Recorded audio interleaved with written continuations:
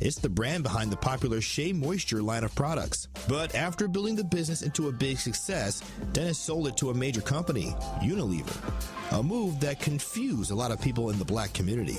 In a conversation on Bloomberg, Dennis explained the reason why he made the move and why he's continued to make similar moves. The impact of having sold Sundial to Unilever mean that we were able to invest in Honey Pot, grow and scale that business. We were able to invest in Mayel, build and scale that business. Both of those businesses are the highest dollar value transaction that a black woman has had in this country.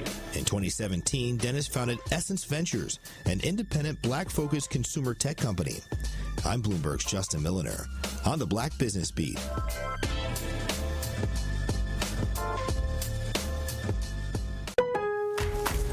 Lowe's knows that to win the job, pros need the best prices. That's why only at Lowe's, MVP's Pro Rewards members can get a volume discount on eligible orders as low as $1,500 at the Pro Desk. That means you get the prices you need to start any job, small or large. Because Lowe's knows pros. Valid in-store only. More terms and restrictions apply. Visit Lowe's.com/terms or Pro Desk for details. Shop Dell Technologies Black Friday event for their lowest prices of the year. The future is on sale today with limited time deals on select PCs like the XPS 16 that accelerate AI with Intel Core Ultra processors. Black Friday is their biggest sale of the year and the best time to upgrade, but it's only here for a limited time. Shop now at Dell.com/deals. That's Dell.com/deals. The views and opinions expressed on this program do not necessarily reflect that of the staff and management of Good Karma Brands, but are the sole responsibility of the hosts and guests of this particular show.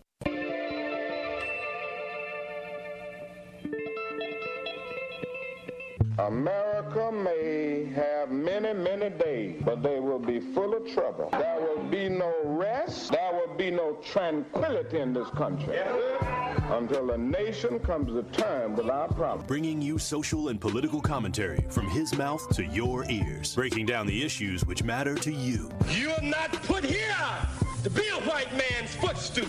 You are put here to represent the very best in God's word. Legendary civil rights icon, the Reverend Jesse Jackson in the studio. Reverend Jackson, how are you? Sherwin, good morning on this chilly Milwaukee morning. And I am pleased to have one of the founding members of the Black Panther Party, Chairman Bobby Seale. Mr. Chairman, how are you this morning? Good morning. I'm doing just fine. Thank you. From Mr. Eric Holder. Mr. Holder, so good to see you. How are you? Well, I'm fine, man. How you been? It's been a long time. Haven't seen you for a while. The Dr. Cornell West. Dr. West, how are you, sir? My dear brother, you're so kind, you're so generous, so man, but I salute you and the work that you were doing there. Doing a magnificent job there in Wisconsin. Stream live on 1017thetruth.com. Call in with your questions or comments. 833-212-1017. Join us on social media at 1017 The Truth. It may not be what you expect to hear, but I will definitely give you what you need to know. Are you ready for the truth? I want the truth. You can't handle the truth. Now, live from the American Family Insurance Studio at the Avenue in the heart of downtown Milwaukee, here is Sherwin Hughes. Good morning. Welcome to the program. Today is Wednesday, November 27, 2024. Let me give a salute to, I guess I can call her a former colleague, Denise Thomas, as she just broadcasted her last show with The Truth. Now, she's not going away forever. She's still going to do her Sunday evening show on 620 WTMJ with another esteemed colleague, Dr. Ken Harris. We will certainly miss Denise, and we know that there are tremendously bright things in her future. And here's what I'm going to do. I'm going to have Denise on my show as a guest at some point in the future. Got to let her separate for a little while. Got to let her go do her thing. She and I chatted briefly while we were making the changeover, because when her show was ending, that's when I walked into the studio to begin my program. I know what it's like to be on air for a period of time and then not be on air. And believe it or not, ladies and gentlemen, doing this line of work it changes you. It changes you for the better, I think. But as a host, you come to rely on it. You rely on being able to share information and share your thoughts and get feedback from people. You can get a sense of how other folks are looking at the issues of the day. It's very useful. There are very few things you can do that can give you the perspective that hosting a radio show does. And so I told her to be prepared for, a little bit of radio loneliness, because you do miss it. You miss the people. That's usually the hardest part, is you miss the folks that you talk to every day. You even miss some of the haters, because the hate is real. People that text in and leave comments on the YouTube that disagree with you vehemently. That's a part of it as well. In fact, one of the best parts about what we do is finding the areas of disagreement and seeing if we can smooth those over. What talk radio does, at least what it does for me, is it teaches me how to argue better.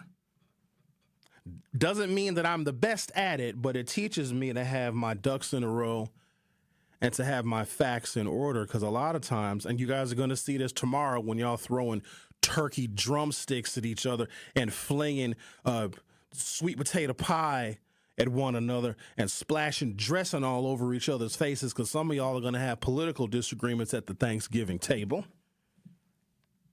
A lot of times when we have disagreements, it's just we think we have the same information, but a lot of times we have different facts.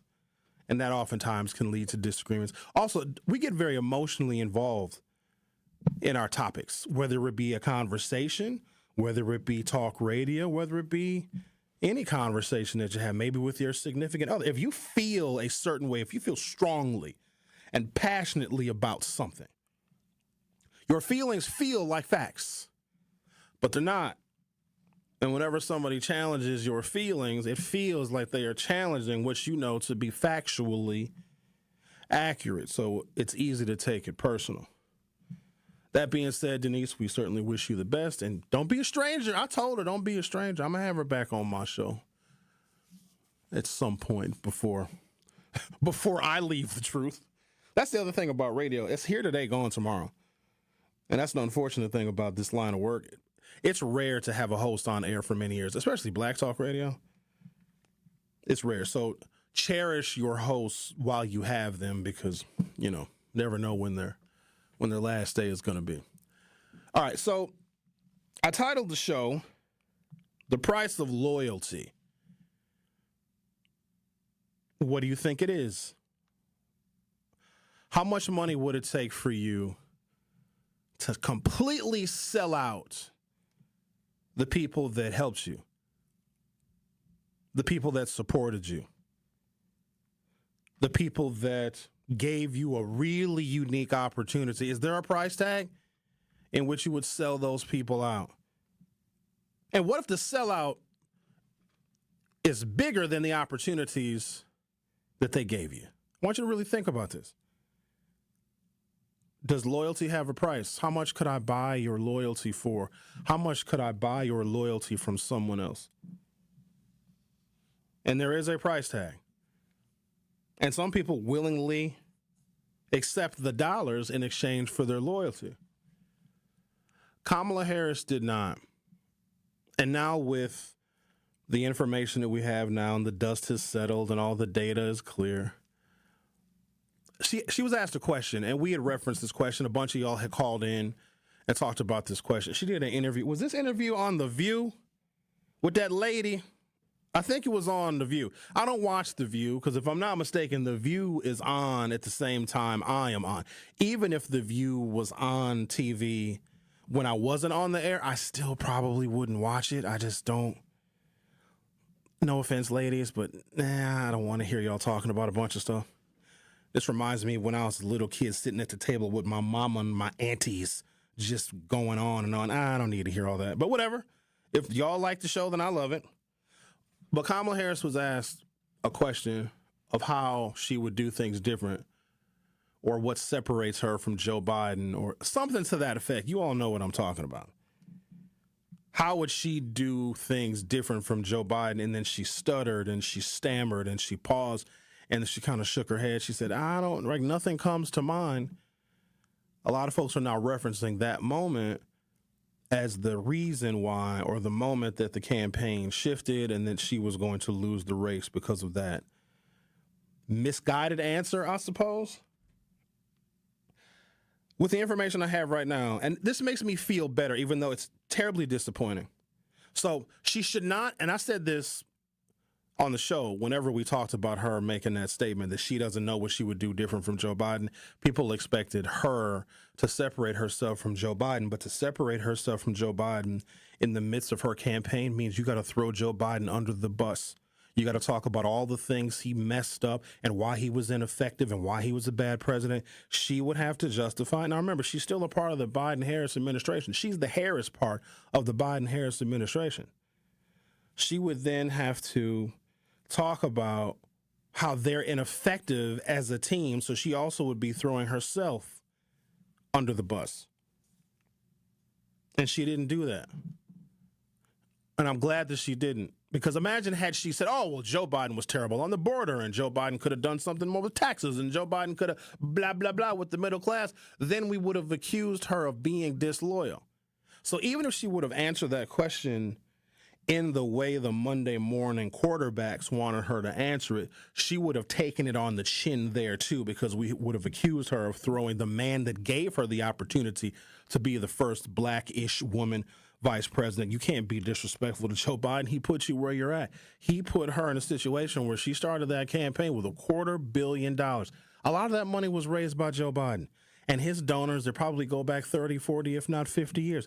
Kamala Harris couldn't have raised that much money on her own. So when she was asked that question, what would you do different from Joe Biden? She answered it correctly. She is loyal. What's the price of loyalty? Losing a presidential election is the price of loyalty. Most of y'all would falter. To potentially win a presidential election, do you throw somebody under the bus that gave you the opportunity to even run for president? To even, when I say run for president, to run for president as a Democratic frontrunner.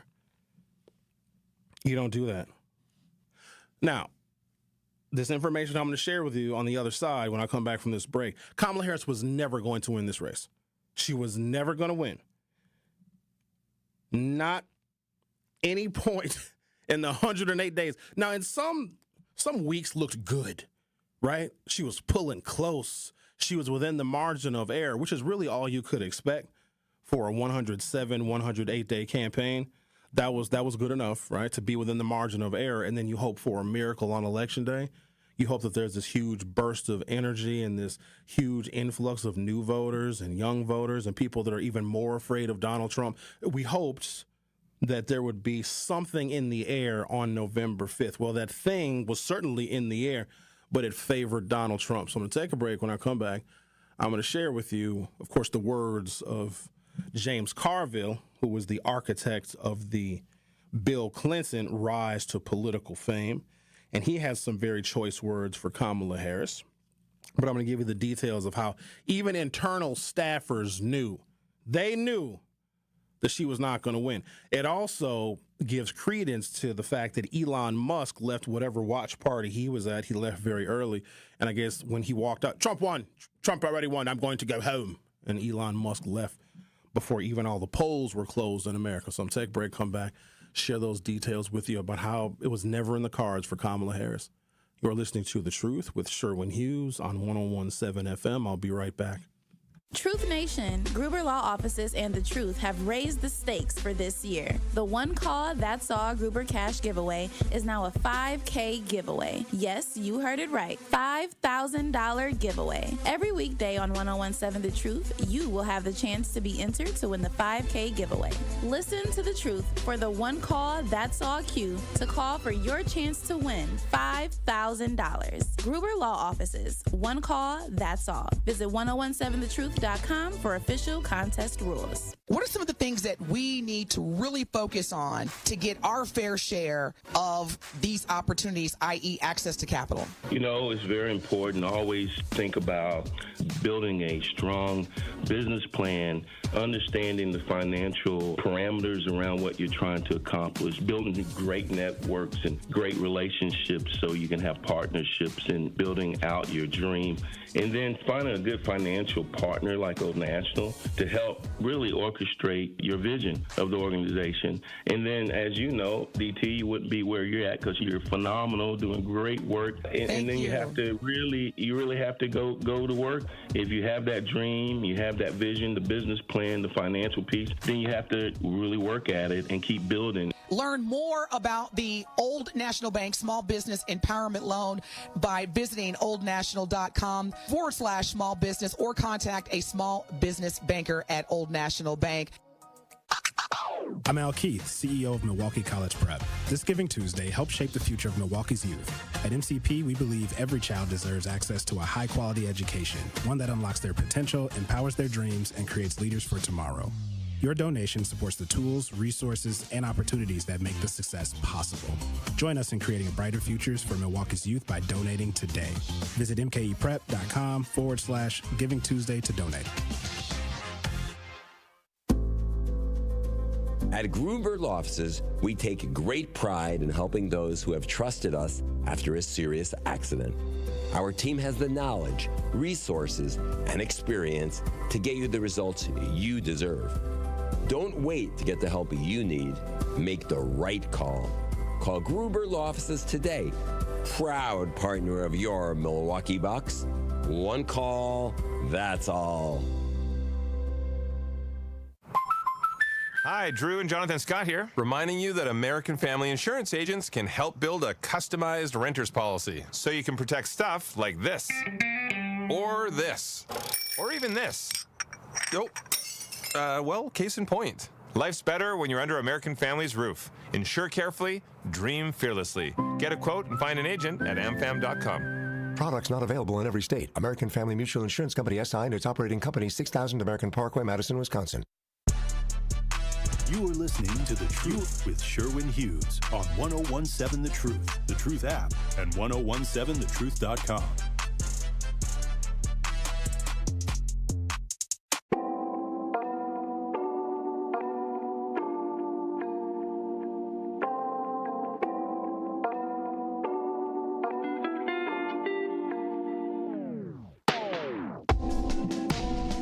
I feel better knowing that she wasn't good. It sounds weird saying that, because now I don't have to think about, well, what did we miss? Was there something more that we should have done? Was there something more that she should have done? Should she have campaigned more in these places? No, I think she actually illustrated how you can be efficient with time, not necessarily efficient with money, and we're going to talk about that too, but how you can maximize the very limited amount of time that you have to try and convince hundreds of millions of voters. She had a very energetic schedule. There were some days where she'd do rallies in 2 or 3 states. The Democratic National Convention was in Chicago, but she accepted the nomination right here in Milwaukee. So you probably had 20,000+ people in the United Center when she was to receive her nomination, and then her and Governor Walz made the 90-mile trip up here to accept that nomination at the Fiserv Forum. So another probably 19,000 people. Like, that was fantastic. That's what you do. And rallies are important now that I come to think about it. I think that's why Donald Trump put so much emphasis on them, because you have thousands of people, in some cases tens of thousands of people, like a captive audience in a venue that you get to talk to at the exact same time. It's almost like the visual interpretation of radio. That's why we got so many candidates and so many surrogates here on 1017 The Truth, because there are tens of thousands of people that are either listening or will at some point in time listen to that program, and it's very efficient, right? Because if you have to talk to that many people individually, it'll take you forever. So broadcast is extremely important. The rallies are extremely important. I would argue that broadcast is probably more important, because broadcast will have listeners that are not supporters. People that go to rallies are the faithful.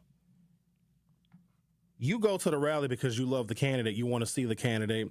You put the candidate on a pedestal. Now, I did go to an event where it was a Republican event. It was Republicans for Kamala Harris, and it was Charlie Sykes, who we had on this show about a month or so ago, and it was former Congresswoman from the state of Wyoming, Liz Cheney, and there was a group of Republicans, about 200 people, I think, were in that venue.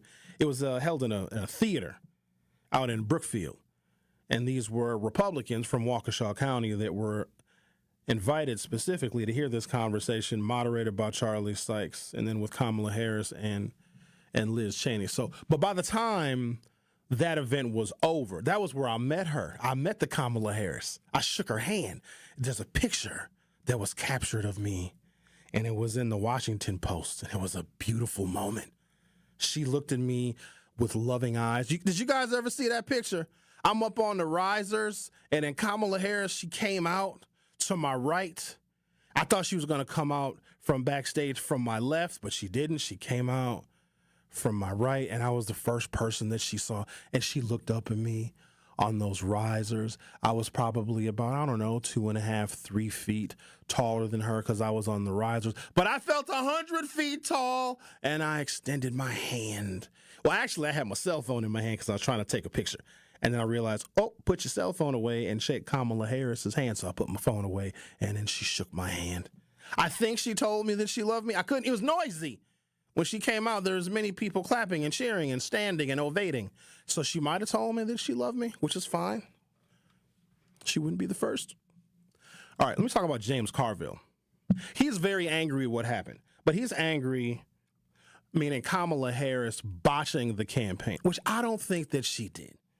There were some people, per James Carville, that either she was listening to or some consultants that might have been in it for self. They weren't necessarily in it because they wanted to see Kamala Harris win. She also absorbed a lot of Biden loyalists. With hindsight being 2020, I don't think she would have kept all of the Biden campaign people. But again, that was her being loyal. And sometimes the cost of loyalty is you have to lose an election to remain loyal. And some folks don't understand that because some of y'all will sell anybody out for anything for a very, very low price. Somebody had texted in, as soon as you take money, being bought is what it says here. Who said that? The caller says that. Being bought is where you cross into disloyalty. Here's what I would argue. Some of you, for employment, do things that you don't like. Whatever your job is, you would not otherwise do it unless you were getting paid. And you probably aren't getting paid enough. Some of you do jobs in which you compromise your principles, but you can justify it by saying, well, I need this job. I need to make this money so I can pay these bills, so I can feed myself and get gas for the car and whatever it is that you do with your money. That's being bought too. How's that any different?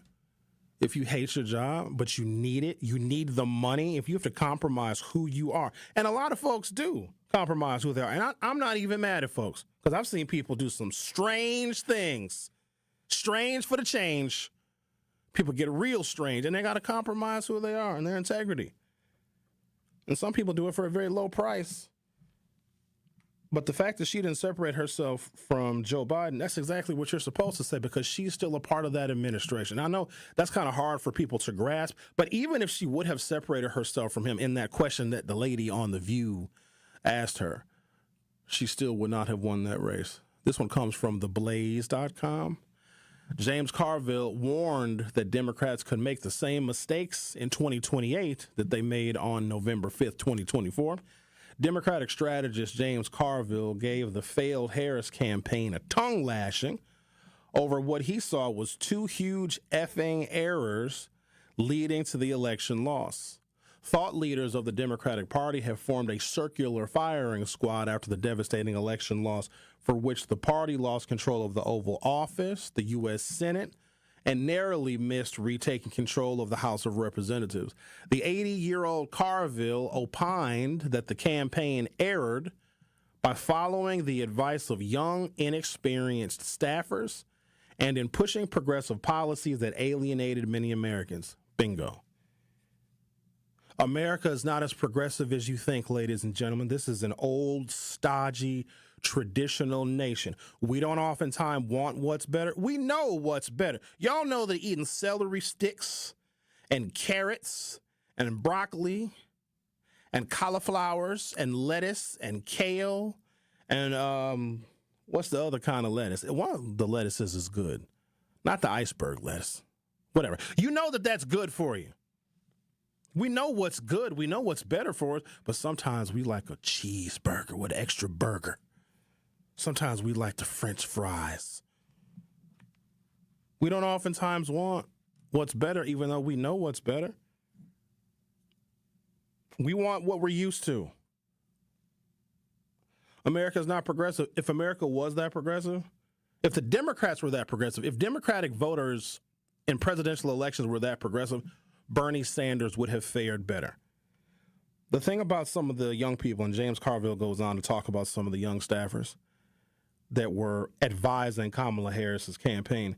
First of all, their age group does not have the chronological years and maturity and experience of understanding how politics actually looks and the art of compromise. And sometimes you may have an idealistic view of the world. That's your view of the world. You can't turn your idealistic view of the world into actual policy that's going to help people. And a lot of times young folks, they often ask, and I appreciate this about young people, they ask why and why not. In fact, that's why Ben and Carrie show one of my favorite shows here on 101.7 The Truth. Because they're not so steeped in politics that they have lost some of their idealisms. And also, once you start approaching middle age, the why and why nots that you ask of your youth, because you see all these problems in the world, and you're like, well, why can't we have this? And why can't we fix this? And why can't everybody have free health insurance? And why can't college be free? Or whatever the values are of the young person. But as you get older, the why and the why not that you ask about the world because you have this idealistic viewpoint of it becomes because. Well, Sherwin, why can't we have free college? So my middle-aged answer is because. I don't ask why anymore. Now I just kind of explain why things are the way they are. I've lost some of that idealism because I know that you have to sometimes set aside your visions of grandeur in order to win an election. Quote, the vice president was thinking about going on the Joe Rogan show, and a lot of the younger progressive staffers pitched a hissy fit, James Carville said. When you put a campaign together and you hire young people to do the work, let me tell you exactly what you tell these people. What I would tell them, James Carville said. Not only am I not interested in your effing opinion, I'm not even going to call you by your name. You're 23 years old. I don't really give an S what you think. He also said the campaign gave in to pressure to appease the progressive wing of the party. That I saw. That actually happened. If there's a talking point or a campaign conversation piece, I'm going to call it, that is minuscule in the grand scheme of things, like transgendered folk. Because a lot of Americans are not familiar with that. The information I had is something like 1.1 or 1.2 million transgender people, or people that identify as transgender in the country. There's 340 or 350 million Americans, right? And of those people that I self-identify as transgender, how many of them are voters, right?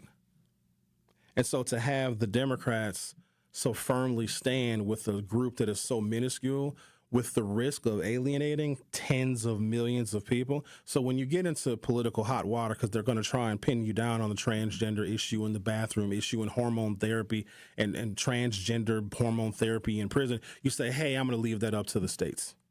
The states can decide, local municipalities can decide if they want transgender boys and girls playing in athletic programs. You just leave that up to somebody else instead of not embracing it, but she didn't distance herself from it as an issue that only appeases a very, very small number of people. Or what you say is, here in America, everybody has rights.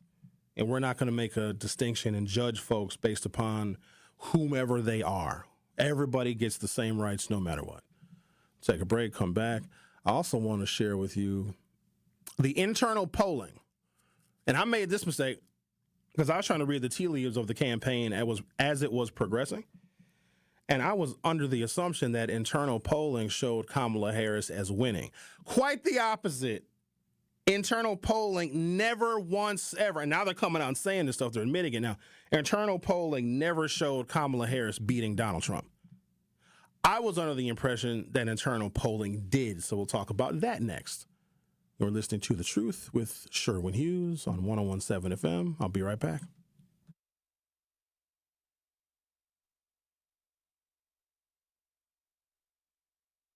The Truth with Sherwin Hughes returns after this on 101.7 The Truth, The Truth app, and 101.7thetruth.com. Hey Milwaukee! Everyone's favorite holiday tradition, Black Nativity by Langston Hughes, returns for its 9th annual musical production celebrating the power of the Black family. It runs for 1 weekend only, from December 5th through the 8th at Marcus Center's Wilson Theater. So grab your family and your friends and join us downtown for a holiday classic like you've never seen before. Get your Black Nativity tickets today at blackartsmke.org. That's blackartsmke.org. See you there. What's up, Truth Nation? It's your girl, Noni Juice, here for my friends at Steinhafels, of course. And guess what? Steinhafels' biggest Black Friday sale ever is happening right now. Take $100 off every $14.99, plus get a $100 MasterCard for every $14.99. Or you could choose Steinhafels' 0% 60-month financing. Save big on all the best mattress brands and find Black Friday doorbusters like recliners for just $199 and hundreds more in-store and online at steinhafels.com. Steinhafels Black Friday sale, 1 week only.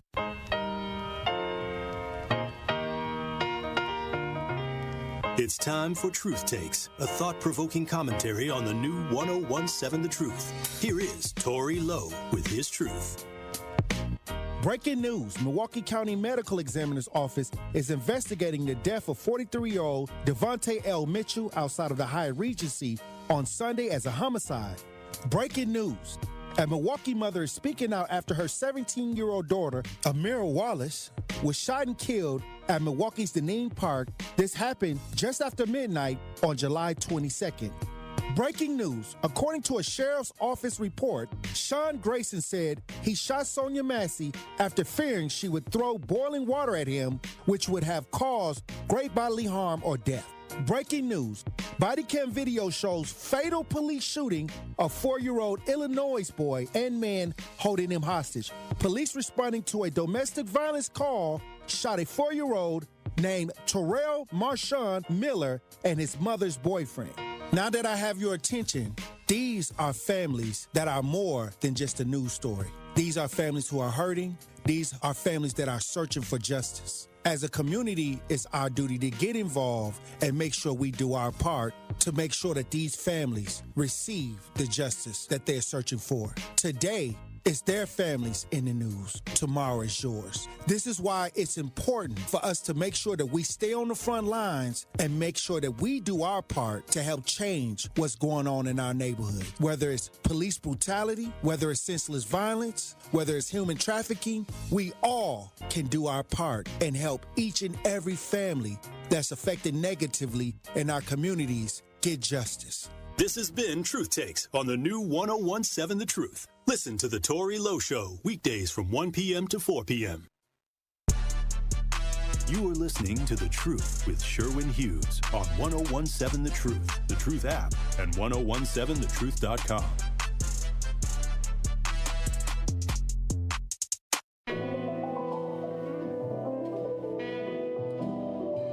Our phone number is 833-212-1017, 833-212-1017. DB texts in and says, if she would have said she wasn't trying to increase the taxes on the rich, or if she would have made a stand on the super minority not controlling the country, or if she would have absolutely stood firm on the immigration crisis, she would have won by 65-35. No, she wouldn't have. No, she would not have. First of all, there is no immigration crisis. Y'all know that. The president of Mexico recently wrote Donald Trump a letter. When I say recently, it was in the last 48 or 72 hours. Do you know that border crossings are down 75%, and the people that do come across the border are doing so legally? They have set up their paperwork and they've done everything the right way. They manufactured that border crisis, and it scared people because Americans are xenophobic. We're afraid of somebody else coming in here and, I don't know, taking our jobs or whatever. That was all manufactured. They were using the border crisis to scare people. I mean, we live in Wisconsin. I remember, seeing news coverage of people in up north Wisconsin scared of people coming across the border. You know how long it's going to take from somebody who is illegal to cross 30-something states to get up here to Wisconsin and come and shoot you in your house? It was ridiculous. It was all manufactured. But then there's some soft bigotry that was involved with her campaign as well. There were some people that weren't going to vote for a woman. I don't know what that number is, but it's a double-digit percentage no matter who the woman is. Doesn't matter. It doesn't matter their resume. Doesn't matter their skill set, because what we'll do is we'll discredit that woman. Well, Kamala Harris locked up a bunch of people. How many did she lock up? A bunch. We come to find out it was like 100 or something. It wasn't even a lot of people. Or she'll put out a whole policy plan. Now, it wasn't Project 2025 policy plan, but a plan specifically for black men, because black men did say they felt ignored. Puts out a 15-page plan, and then you'll still have people saying, but we don't know what her policies are. There's always going to be something to discredit a woman running for president. Always. So she could not have overcome that. I don't know if there was anything she could have said. And she was not going to divorce herself from Joe Biden. And that is what lost her the race, all things considered, because Joe Biden's approval rating was 41%. We know that Joe Biden was not going to beat Donald Trump. It just wasn't in the cards. And the energy he would have needed to be competitive with Donald Trump during the campaign, it wasn't there. I just don't believe that it was there. And so he would have likely lost as well. And plus, his approval rating being so bad, Americans just couldn't get over the fact that the economy is what it is. On paper, it's good. What people are actually feeling is something different. In time, we will see that we have a strong American economy until Donald Trump comes in here and ruins everything with tariffs, which he's likely going to do, or he's using the tariffs as a threat to try and spark some kind of trade negotiations with other nations. But other nations are, and pardon my French, are pulling our whole card. They're not going to negotiate with Donald Trump because he's threatening to put huge tariffs on some of the goods that Americans buy every single day. Our country will be in a recession, and Donald Trump will not care. He won't be in a recession. His friends in his administration, they won't be in a recession. Somebody like Elon Musk, who's going to get a $15 billion contract with NASA, he ain't going to be in a recession. This is what we are headed toward. What the Trump campaign did, and they did this with tremendous expertise. They didn't use a sledgehammer. They used a scalpel with this particular campaign execution. They took Americans' fears and their worries, and they packaged them to get Americans to move back in the Trump direction, all while Donald Trump and the people that wrote Project 2025 had a whole nother idea. They will tell you one thing. They will do another. And I thought that we would have learned that as a nation from him, but clearly we haven't. It's almost like we want to believe the fantasy that the economy was better, that we'd have more jobs, that wages would go up, that prices would go down, that gas would be cheaper. Like we really, as a nation, wanted to believe that. Now, everybody in the nation didn't believe that because Donald Trump did not get 50% of the popular vote. He is not a popular president. He has no mandate. Don't be fooled by the Electoral College count, and don't be fooled by the majority that the Republicans have in the House and the majority that they have in the Senate. Do not be fooled by that. That's just weird, like, math of how we decide who presidents are. And also the Democrats just fell short in a variety of different capacities. All right, what do we got here? Kamala Harris campaign aides suggest campaign was just doomed. Senior advisors to Vice President Kamala Harris's failed presidential campaign suggested this week that there just wasn't much else Kamala Harris could have done to beat Donald Trump. Harris couldn't have distanced herself from President Joe Biden, they said, because she was loyal. She couldn't have responded more forcefully to attacks over trans rights because doing so would have been playing Trump's game. and she might not have had much of a chance of winning anyway, given the deficit she inherited from Biden when he dropped out of the race in July. Quote, "We were hopeful. I don't know how optimistic we were, but we thought, okay, this is tied, and if a couple things break our way, we could win," said David Plouffe, a senior advisor to the campaign, said that on Tuesday on the Pod Save America podcast in a joint interview with fellow Harris campaign alums Jen O'Malley Dillon, Quinton Folks, and Stephanie Cutter. So Jen O'Malley Dillon was Joe Biden's campaign manager, and Kamala Harris brought her over. Now, here's what has been communicated to me. Jen O'Malley Dillon had mentioned that Kamala Harris should have been replaced as Joe Biden's VP. That's how loyal Jen O'Malley Dillon was to Joe Biden. She said in circles that she thought were private. In politics, no circles are private, by the way. That she thought Kamala Harris should have been replaced. Also come to find out that Jen O'Malley Dillon has got a media firm, an advertising firm. So some of the tens of millions of dollars of ads and commercials that Kamala Harris ran, Jen O'Malley Dillon got paid. So there's a conflict of interest, several conflicts of interest. But again, this is Kamala Harris showing her loyalty. Now, who knows what happens in 2028, 2030, 2032, et cetera. In fact, we likely will, depending upon if we can get past the damage that is likely to be done to our country in the ensuing years, we may forget all about this race and all the bitter details of Kamala Harris and what she did, what she didn't do, et cetera, et cetera. What will be remembered is Kamala Harris's loyalty. You don't throw somebody under the bus. In fact, you defend your people. I defend my family as an example. And I've seen my family mess up and be in the wrong. And because they are my family, and I know that they will defend me when I'm in the wrong. Now, once they're done defending me, obviously we're going to have a heart-to-heart. They're going to yell at me. They're probably going to cuss me out. Sure, well, you know you were wrong for that. But that ain't the point. You defend your people. We as black folks should know that more than anybody else, because we're always talking about how we got to come together. Well, we come together by defending one another. Unless what we do is indefensible. Joe Biden did not do anything that was indefensible. He was hired to get this country back on track, to have some common sense when it comes to vaccines, clearing up misinformation, vaccine distribution, getting the COVID checks out, trying to have his pulse on the economy, bringing Americans back to work, investing in small businesses, investing in African-American owned business. He did all of the things that we asked him to do, but for some reason, the country was just getting tired of him. And I get it. He's a 50-year-old brand. Trump ain't much younger, but Trump's brand is newer. Trump's political brand is 9 years old. Joe Biden's political brand goes back to the Vietnam War. Huge difference.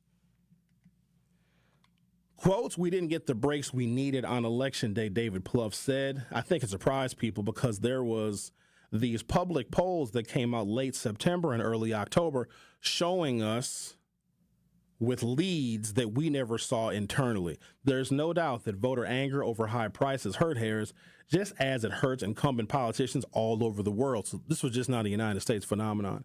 Since Trump's victory, however, Democrats have debated relative impacts of other factors, such as the campaign's muted response to Trump's anti-trans TV ads and Harris's decision not to say how she'd be different from Biden. And also, if her winning came down to being harmful and saying negative things about trans people, then I don't know if that's a victory anybody wants. If you got to put somebody down, because that's the whole thing that we don't like about Donald Trump. He'll step on other people that are less represented, people that are minorities, people that don't have anybody to fight for them. If you got to step on somebody else to win, that victory has to ring hollow. I'm going to take a break, come back. I found this thing out about Al Sharpton. I don't know how I feel about Al Sharpton. Let me say this about Al Sharpton. As someone that was on a radio station for many years that broadcasted, the only radio station that broadcasts his show Monday through Friday, as someone of a different generation of Al Sharpton, tremendous amount of respect for him and respect for the work that he's done over the years, because Al Sharpton shows up, or at least he used to. He's uninspiring. And that's not a put down. That's just honesty. He is uninspiring, if I can say the damn word. There are a few 14, 15, 16-year-olds that are saying, I want to be like Al Sharpton. I want his hair, too. Nobody's saying that. Well, we come to find out Al Sharpton got a payment, actually, too, from the Harris campaign. And now they're calling into question his integrity because he did take some fat checks from the Harris campaign. I'll talk about that next. We're listening to The Truth with Sherwin Hughes on 101.7 FM. I'll be right back. The Truth with Sherwin Hughes returns after this on 101.7 The Truth app, and 1017thetruth.com. Tuesday, December 3rd is Giving Tuesday, and The Truth is teaming up with Milwaukee College Prep to make a difference for Milwaukee's future. For nearly 3 decades, Milwaukee College Prep has been redefining what's possible in urban education. MCP provides a top-tier K-8 education free of charge to 2,000 children in underserved communities. With less government funding than traditional public schools, MCP needs your support to provide critical resources for scholar success. Join us in giving the gift of education on Tuesday, December 3rd for Giving Tuesday. The Empowerment Small Business Loan Program, we're talking about up to $5 million, which for small business owners, we need that. That's like payroll, that's resources. So can you just let us know, what is the program and why is this lending program so important to Old National Bank? Years ago, our CEO, Jim Ryan, this program is his brainchild. He was working with Roland Shelton, who you know, Denise, out of Evansville, and they identified that African-American business owners, Hispanic business owners, Native American business owners, as well as women business owners had a difficult time in obtaining financing from the traditional credit partners. And so we went out, created a program, launched it last year, 2023. And so far last year, we have helped over 100 successful minority and women-owned businesses with about $25 million in loans. We've already started this year with almost $8 million in approvals, again, geared toward minority business owners and women business owners that normally had difficulties in obtaining traditional credit finance. Hi, Drew and Jonathan Scott here, reminding you that a lot of life's firsts are better with help from American Family Insurance, like your first home expansion or your first big lightning strike. There's a first for everything. Get the right home policy at the right price with the right help from American Family's agents. Life's better when you're under American Family's roof. Insure carefully, dream fearlessly. Get a quote and find an agent at amfam.com. Products not available in every state. American Family Mutual Insurance Company SI and its operating company, 6000 American Parkway, Madison, Wisconsin. Experience, knowledge, results. That's what really matters when you need help after a serious truck accident. You'll need a lawyer experienced in fighting and winning for people just like you. Gruber Law Offices has the resources, strong track record of success, and a team of experienced lawyers to take care of your needs. We've successfully helped people injured in big truck accidents for more than 35 years. Gruber Law Offices. One call, that's all. Everywhere in America, families are struggling with an all-too-common problem. She missed school again. Again? Something is going on. She's secretive. Should we check her backpack? When you suspect a family member has a substance use disorder, it's hard to know what to do next. We need to talk to her. Starting the conversation is the first step to getting help. Visit SAMHSA at samhsa.gov/families for tips, or for treatment referral, call 1-800-662-HELP. You are listening to The Truth with Sherwin Hughes on 1017 The Truth app, and 1017thetruth.com.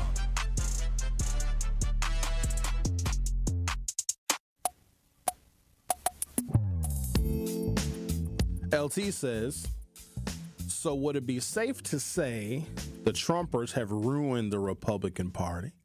The progressives have ruined the Democratic Party, but the Republicans will still show up and vote for the Trumper or the Republican. Democrats either switch sides or don't vote at all. I think the contrary, LT. Trumpers have expanded the Republican Party. Even if there was a very modest uptick in the number of black men and Latino men that voted for Donald Trump, it represents an expansion.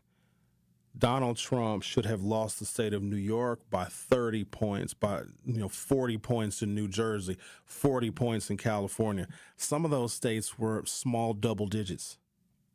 It has expanded. Now, Trumpism has expanded to the chagrin of Democrats and progressives. I don't think progressives ruined the Democratic Party. I just don't think there's enough of them to make a difference in an election for the Democrats to adopt progressive policies. First, you got to win the election, and then you let Congress kind of sort out stuff. And then the president makes a decision. They either sign what Congress has passed, they veto what Congress has passed, or they do what is called a pocket veto. They just don't do anything and just let the law kind of melt away on its own. But Trumpism is expanding, and I don't see it contracting anytime soon because it took advantage of some of the darkest impulses that Americans have, and it packaged them. And when you package some of our darkest impulses, our almost penchant to hate and to want to be divided and to want to other individuals. Like, oh, you're not a real American. You're not a real person. We want to do that. And that gives us, it's an odd thing, but it gives us a sense of belonging when we all can look down on the same entity. Growing up, I grew up in the 20th century for the most part. There was the Cold War going on. We hated Russia. We hated the Soviet Union very much because they had nuclear weapons literally pointed right at our asses. We didn't like them. And that gave a sense of American unity because we all had a common enemy, and it was the evil empire of the Soviet Union. Now, and here's the big switch. It's called a political realignment. And they happen every now and again, just like the Democrats used to be the party of slavery. There was a political realignment, and then the Republicans became what the Dixiecrats were. This is another political realignment, and sometimes they're hard to figure out, and they look kind of weird. More African-American men now siding with and voting for Donald Trump. Because now the common enemy are folks that are in our own country. And I know this is a political realignment because you know who was the most sympathetic to quote-unquote illegal aliens and illegal immigration? Ronald Reagan gave a speech basically saying, yeah, you people from Mexico are the best thing that's ever happened to our country. We love you. Come on in. George Bush wasn't exactly hard on illegal immigration as well. So in the days following September 11th, we were paranoid as a nation about another terrorist attack because people were wondering, like, how in the hell did they plan this in America anyway, and how did they execute it? So we gave, you got to listen good now, these are your Republicans.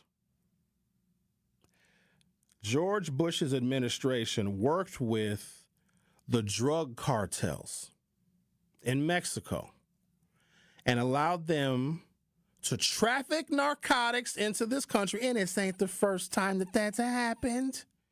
Reagan did it too. We allowed them to traffic narcotics into our country because Americans, I don't know if y'all know this about Americans, we have a hungry appetite for drugs. We sure do. So we allowed the cartels, the day is after September 11th, and probably through both Bush terms, we allowed the cartels to traffic narcotics over the border, and we looked the other way as long as they alerted us when there were people from Al-Qaeda trying to sneak into the U.S. from the southern border. We worked with them. We worked with the cartels. And so we'll make you a deal. We'll let you traffic dope here in America, but you make sure the Al-Qaeda people don't come in. And then the cartels are, that's okay with us. That's okay. We can do that. You want us to watch and make sure there's no Al-Qaeda. And Bush was like, yeah, make sure there's no Al-Qaedas. We don't like them Osama bin Ladens very much. And the cartel's like, okay, you have it your way. We're going to bring in all the drugs. Bring in all the drugs you want to. And that's what happened. Not exactly, but you guys get the picture. But yeah, this political realignment is it's one that happens every now and again. And so it is just as unusual that the Southern Dixiecrats were courted by Richard Nixon, and states that used to be slave-holding Democratic states are now red Republican states. It is just as unusual of a political realignment where you have black men wanting to be in a party that has strong man tendencies and authoritarian tendencies, and then also tells black men who they can also look down on. The Truth with Sherwin Hughes will be back for hour 2. The Truth with Sherwin Hughes returns after this on 1017 The Truth app, and 1017thetruth.com. Truth Nation! And all our juicy jammers out there. Make certain that you tap into Jam with Juice each and every day so you can quench your thirst. That is right. You already know you can sip on us every single day, like Benjamin said, from 12 p.m. to 1 p.m. But that's not all, y'all. Catch us exclusively on YouTube for our 6 to 7 show. Yep, only on Thursdays. Catch Jamming with Juice each and every day on 1017 The Truth. Now sip on that. From the biggest plays on the court to the comments made in the locker room after, an in-depth recap of every Bucks game in 6 minutes. No more, no less. Bucks in 6 provides game recaps for every game. Hear the high-flying dunks from Giannis. Puts it on the floor, spins down the lane, and plunges it through. Or the deep threes from Dame. Dame time has arrived with 107. Bucks in 6 on the Bucks Plus audio network. Find it now on bucks.com/plus or on Spotify, Apple, and wherever you get your podcasts. Step inside and experience the craftsmanship of a business founded by John H. Yulee, where he would hand blend custom pipe tobaccos and repair pipes right in the front window. Today, we carry on that legacy with high-quality cigars, cutters, humidors, and curated collections for enthusiasts of all kinds. Explore an exquisite selection of cigars in all sizes and flavors, unwind in luxurious leather chairs, and discover the perfect vintage pipe to suit your taste. Visit us today at 114 West Wisconsin Avenue in the heart of downtown Milwaukee. Yulee Tobacco Company, where every moment is a luxury. Capco's Kids to Kids Toy Drive is bringing us all together again to collect toys for children and families in need. Join Capco and WTMJ for a celebration of giving on December 7th at the Kazmarek Center in Grafton. This is more than just a toy drive. It's about kids helping kids. We are learning the importance of giving and how that impacts other kids and families all over Wisconsin. Experience the joy of giving on December 7th. And don't forget to bring toys. Help us make a difference this Christmas. Visit kidstoKidstoydrive.com.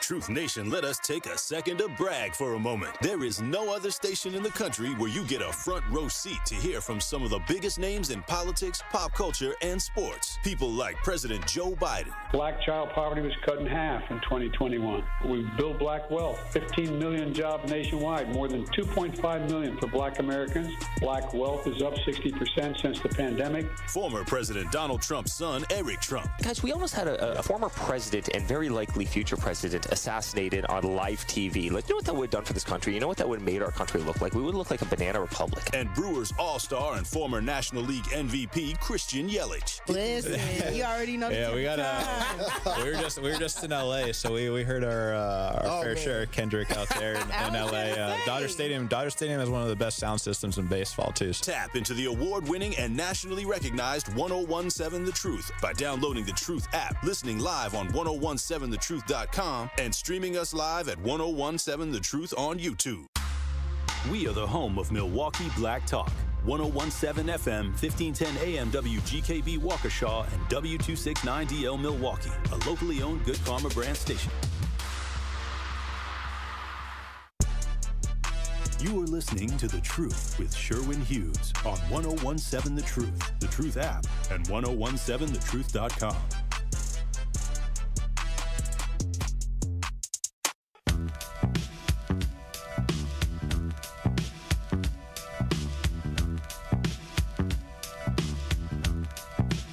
Welcome to hour 2 of The Truth with Sherwin Hughes. I'm just opening up the YouTube right now. I know it's an hour after the show started, but I had other stuff I had to talk about, y'all. Y'all talking about some good stuff. So, Nelson, you raised some good points, but you raised them a long time ago, Nelson, so I hope you're still tuned in. Curly Q says we have a nomination for The Quiet Place. Who needs to go to The Quiet Place? Who is it? I love putting people on timeout. Who is it? Nelson says, so Musk's declaration doesn't raise any suspicion. Sure, when I'm not seeing all these Trump supporters and I live in Germantown, I was at a watch party in Thiensville that easily had 300 people. So that's the phenomenon here, Nelson. There were probably Trumpers at the watch party. You don't know who they are. Did you guys see this thing? It didn't last long, though, where white women who are really mad that Donald Trump got reelected, they decided that they wanted to wear these little cute little blue bracelets so they can identify one another, and so that we in American society would see these white women wearing these blue bracelets, and we would recognize that as, oh, they're with us. They were a Kamala Harris supporter. I'll bet you 75% of the women that are wearing and buying those blue bracelets also voted for Donald Trump. It's why the Klan wears hoods. You never know who they are. You don't know who the Trumpers are. Very rarely will they tell you, because it's just not cool to be public. Depends on what you do for a living in the community that you live in, who your friends are, who your family is. It's not cool to be a Donald Trump person. It's not. So some people keep it to themselves, and that's why it's so confusing. Because the thing about being a Democrat and being a Kamala Harris supporter, because Democrats right now, in my opinion, are on the right side of history. It's easy for me to say I'm a Democrat. It's easy for me to say I'm voting for a black and Indian woman running for president. That's easy to do. It's politically correct. It's very much in line with DEI and wokeness. You know what I mean? It's easy to do. Saying that you're a Trump supporter, that's a little bit different, because you might lose reputation, you might lose friends, hell, you might even lose your marriage. Some people file for divorce from one another because of how they voted. So we can't look at just what we see, especially in our circles, because a lot of times we kick it with people that think like us, that have the same viewpoints as us. So we don't see and interact with or even know how to recognize people that may have different viewpoints. Aside from wearing a MAGA hat, you don't know who Trump supporters are. Y'all probably got Trump supporters in your house. And that's the thing. They don't want you to know who they are, because everybody had a grievance, and he played on grievances. And I hear grievances all the time. In fact, when I scroll my social media, 75% of what I see on social media is somebody is mad, somebody is hurt, somebody is heartbroken, somebody is disappointed. If you can capture that, and you can give people somebody to look down on, and you can say the reason why, your money isn't going as far as it is because of Joe Biden and Kamala Harris is inflation. No, it's your employer refusing to give you a raise. That's really what it is. It's companies and corporations that just raise prices on you because they could, because their profits were temporarily stifled during the pandemic. They're just going to make everything more expensive. And so we allow corporations to do that. Kamala Harris said, yeah, we want to put some checks on what is called price gouging. Donald Trump didn't say nothing about price gouging because he encourages it. Because if companies, businesses, firms, and corporations make more money, make more profit, who are they going to donate it to? They're going to donate it to Trump. He's going to cut all the regulations, cut all the red tape. That's right. And it works. Grievance works. Anger works. Telling somebody who they should hate, or you give somebody an excuse to where they can be irresponsible. Someone may have screwed their life up completely, make bad decision after bad decision after bad decision. Human beings rarely like to fess up and claim responsibility for what they did. You got folks that's in jail right now that murdered somebody and still think that they shouldn't be in jail for murder. Okay?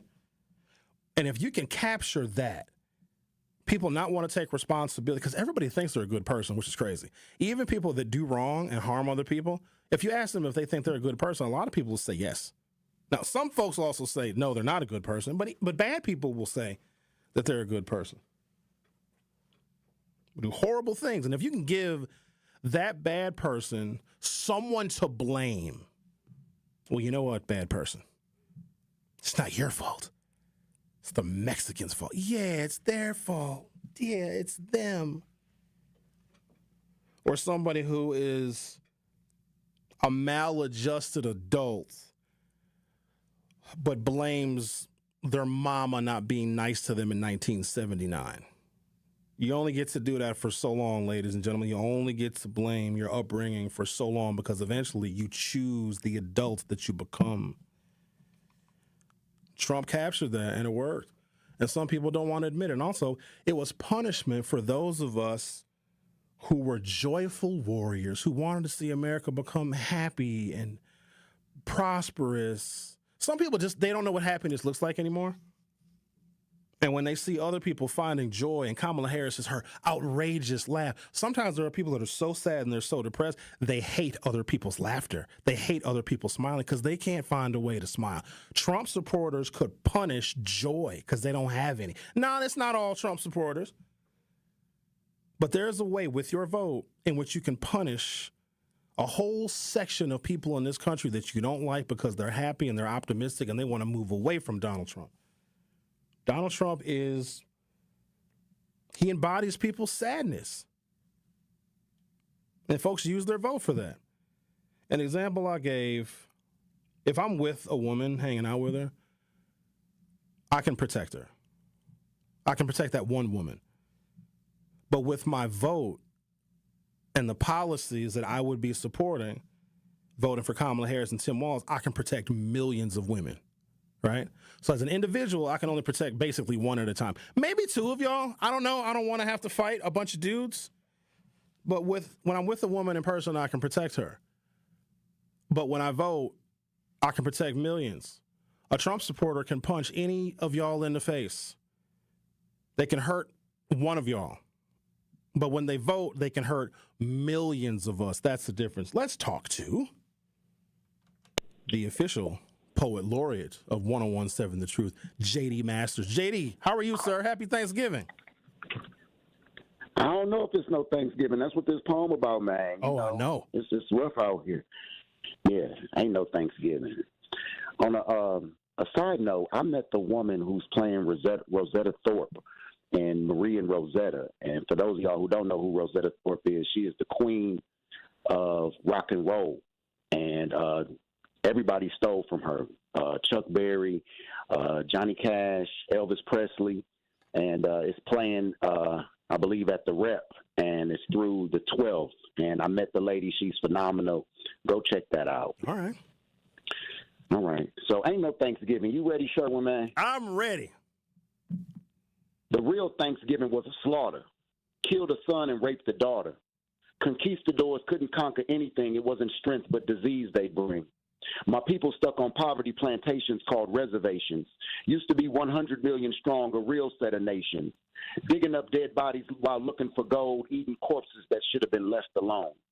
Went to Plymouth, which wasn't wilderness, but a thriving town full of Indians. Turned Sacagawea into a hunky-loving concubine. If given the chance, things wouldn't have been fine. When the Mayflower docked, they should have skinned them alive, used the skin to make teepees, stretch out those white hides. Should have thanked Squanto, who was the savior. If not for him, it would have been no reason to be thankful. The white man thought it was sweet. The red man still won't accept defeat. They get reparations through flashy casinos, taking old fat ladies' money on Friday night bingo. The per cap is distributed but needs reinvestment. Too much liquor, white man's poison, new divestment. Separating you again from what you built. First it was land, told you they should have been killed. Use the reservation for organic farming. Sell people life with a medicine man army. Troops of red people were building their society, solidifying culture, promulgating old unity. I guess maybe there is thanks to give. The languages survived and millions do live. In the spirit of Crazy Horse with a little big horn. Unite, stand tall, be strong, and live on. Happy Thanksgiving, Truth Nation. Love y'all. Oh, man. God, they're going crazy here at the market. And then they stop abruptly. That was great. That might have been his best piece. That was very good. All right, let's talk to Tony from Tulsa. You're on 1017 The Truth. Sherwin, I had to call in because it was something you said. I don't know if it was last Wednesday or the Wednesday before last. And should have called in. I mean, from knowing you, I couldn't at the time. So it was just like you say some nonsensical things, but I was like, this kind of just took the cake for me. Is that when you were saying, and I don't know if you remember this because I know most of the times you don't remember most of the stuff you say. So you said something along the lines that the black community does not know what commitment means. So I wanted to ask you, what in your life can you be committed to and you don't get anything in return? People, children, helping folks, volunteering. I didn't say that we don't. I said we sometimes we don't recognize it. So I was talking about what coming together looks like. So if you're going to tell it, Tony, tell the whole story.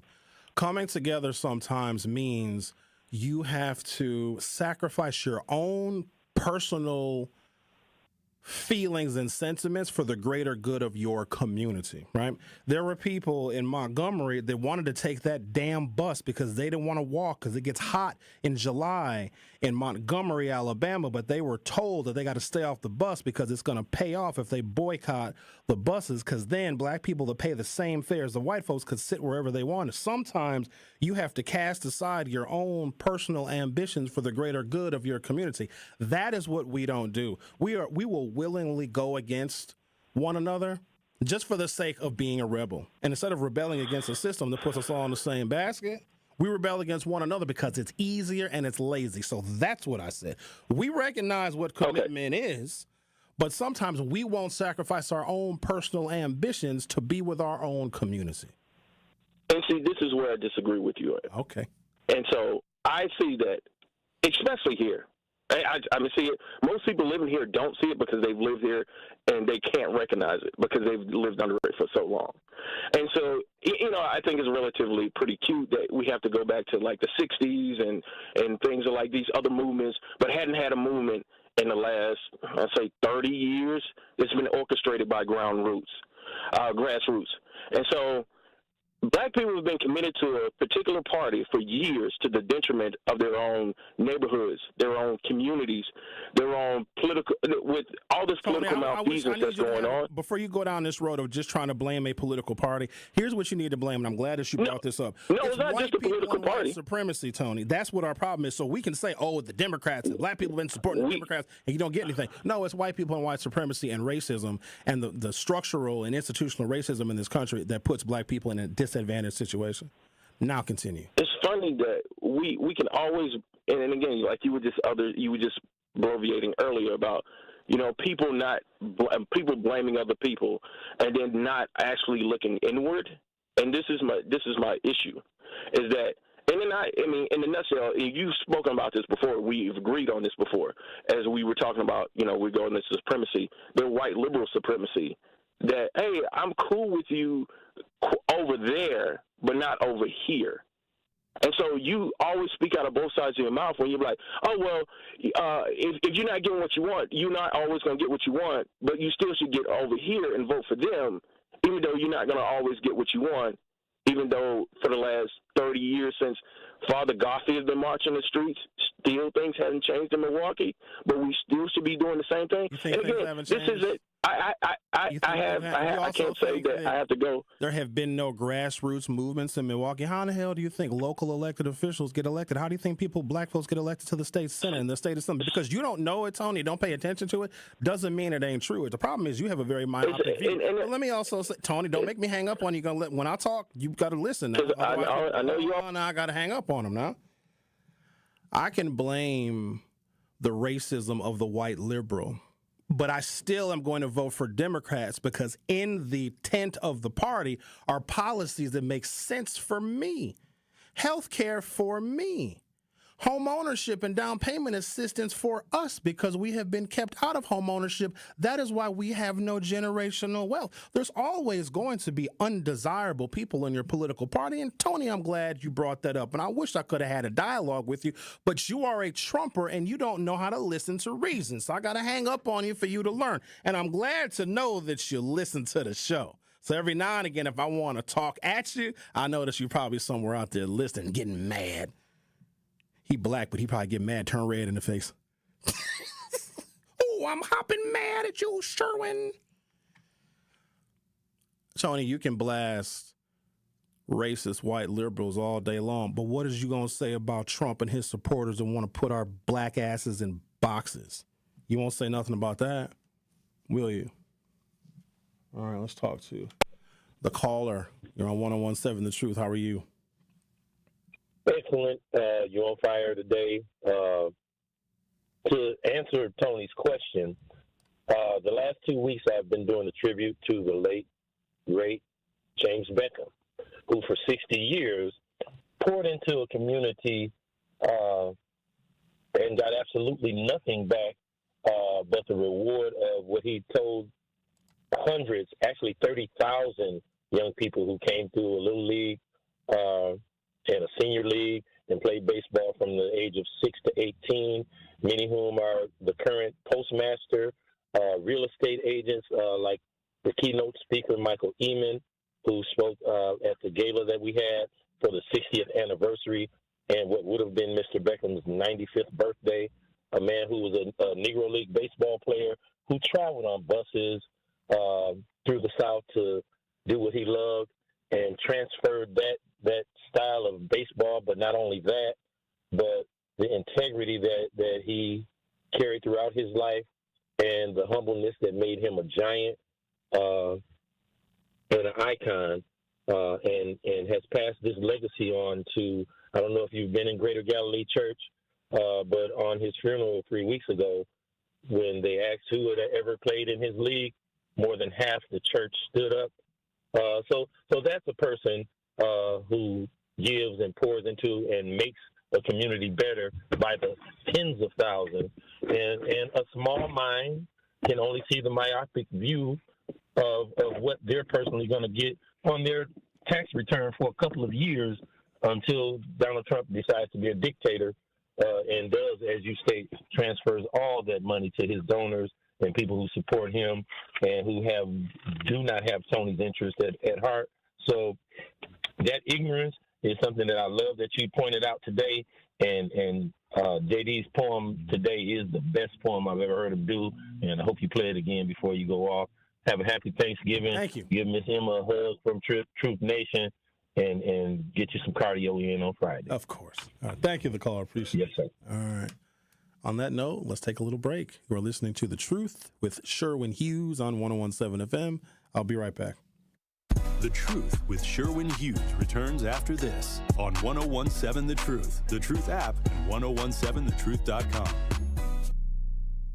Truth Nation, it's your boy Tory Lowe, and I need to let you know the award-winning Tory Lowe Show can now be streamed live on YouTube every day from 1 to 4. I am now bringing all the smoke on YouTube every single weekday. I need you to go to YouTube right now and subscribe to 101.7 The Truth and check out the award-winning Tory Lowe Show live every afternoon. Milwaukee Black Talk is now streaming live on YouTube. Now that's powerful.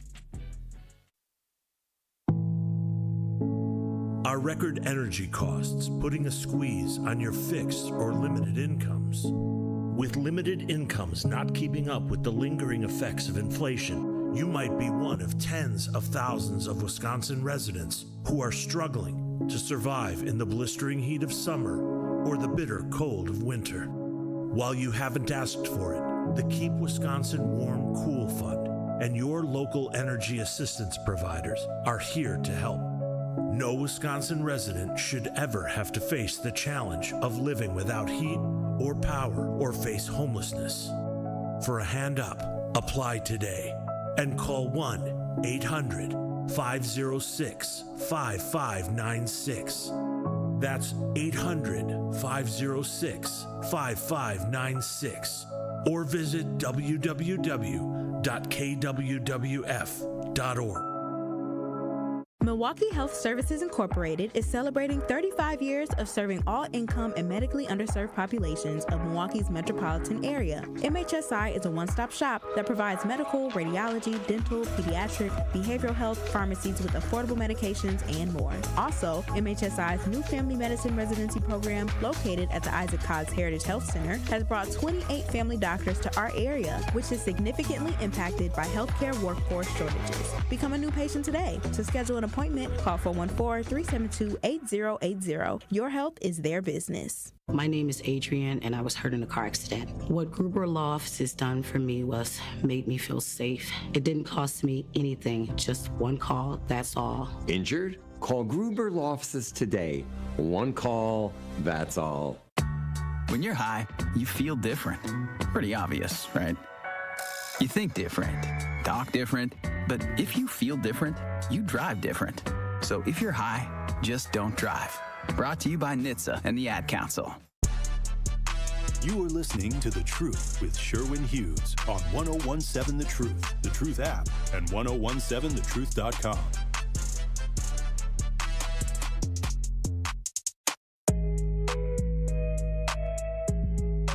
said I was going to tell you about Al Sharpton.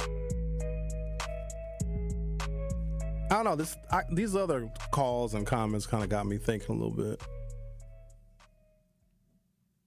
When we know collectively what we want to accomplish as black people, and there's a lot of individuality in there, and I think what the internet and, you know, all these different social media sites and apps have done is they have overinflated the individual identities of seemingly unimportant people. And I don't want to say that people are unimportant, but some people are. You don't do anything spectacular. You're not particularly great. You're not skilled. You're not dynamic, right? You're just a person. I mean, you're a good person. Like, you don't hurt anybody, but you're just mediocre. But you can do extraordinary things every now and again. Even a mediocre person says something profound. Even a mediocre person can post a fantastic picture. Even a mediocre person can go on vacation and take a picture of their toes in the sand, and then they share it with strangers. And the strangers like and love and share these small gestures of the mediocre. And then the mediocre begins to believe that they are more than mediocre, because people that they don't know and people that they will never meet, people that may not even be real, are showing them attention, and then they get addicted to it because the mediocre have never had that kind of attention because they haven't done nor earned anything for said attention.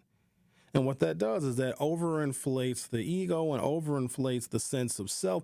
It overinflates the mediocre. And then the mediocre believe that they are on their own. They're no longer a part of a group because they have done a couple of things that got them a bunch of attention and it made them feel good. Dopamine is a drug. It feels good when you get that like, when you get that share, when you get that heart on that picture you posted. It feels good and people want more of it and more of it and more of it. They're still mediocre. And then they want to separate themselves from the group because they believe that they are better. In the analog world, you would just be average. But in the social media world, hell, you can be a star for accomplishing nothing. And that tears apart our sense of community. It disintegrates community because you have a handful of folks who are mediocre, but in the eyes of internet strangers, they are fantastic. And these are often the people that get in the way of our movements. See, our movements are stifled by people in our own community that go against the interests of the greater good. The Montgomery bus boycott could have been stifled by 10 or 15 or 20% or 25% of black folks that said, I'm riding the bus anyway. The boycott would have been ineffective.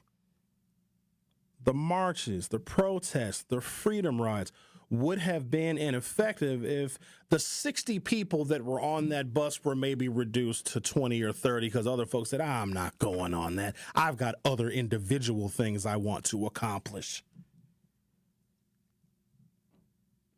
In the event that there is, and I hope there's not, and in fact, let me just say this is for entertainment purposes only because I don't want y'all to think that this kind of reckoning is actually going to come to fruition. But if it came down to it, because, you know, there's a cohort of people that want to destroy us. You know that. They've always existed in this country. There's never been a time in which that affinity group has not wanted to destroy us or diminish us or incarcerate us or plant drugs and guns in our community or separate families by having CPS called on black mothers. They got to work 3 jobs and sometimes can't have the house clean, so CPS shows up and they take her kids away. There's always been that cohort. I need you all to understand that, okay? Now that cohort is politically organized and it is expanding, and with the help of some of our own people. It's those in our own community that seek to go against our communal spirit, are the problem. Obviously there's a much larger problem, but we all need to be together to realize that racism and white nationalism and white supremacy is what our enemy is. And so if we ever have this great reckoning where we have to do battle with them, the first individuals that we have to go after are not the extremists and the white nationalists and the white supremacists. It's the traitors in our own community. In battle, you must first alleviate your traitors before you can go after the enemy. You have to eliminate the enemy that is amongst you. Now, again, this is for entertainment purposes only. This is why Harriet said to some of those that didn't have faith, or they were scared, or they were tired, they didn't want to push on to freedom, because, my God, I can't imagine the sacrifice. I can't imagine having to walk for hundreds, if not thousands of miles to be free. And some people ain't cut out for that. The mediocre weren't cut out to go from New Orleans to Canada.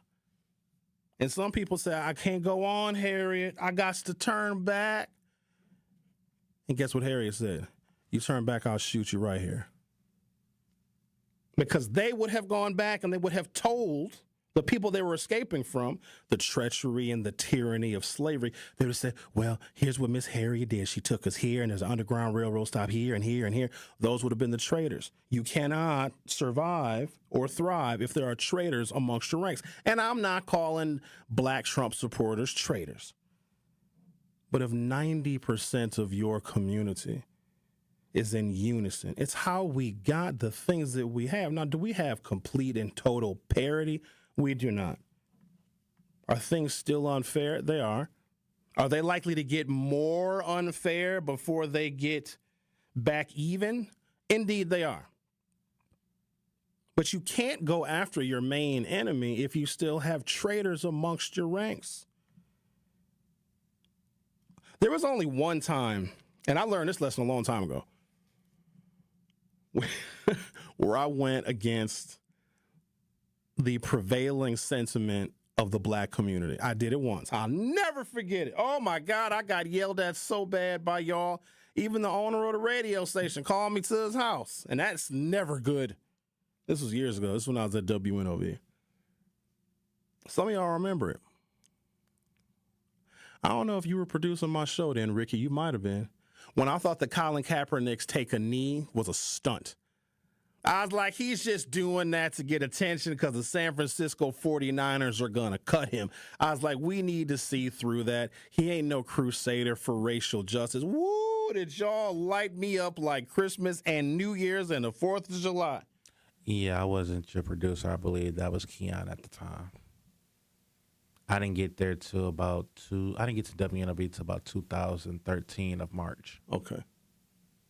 Well, no, you were my producer because Colin Kaepernick was 2016. Because I remember when Trump was running the first time, Trump called him a son of a bee and said, oh, he should be fired.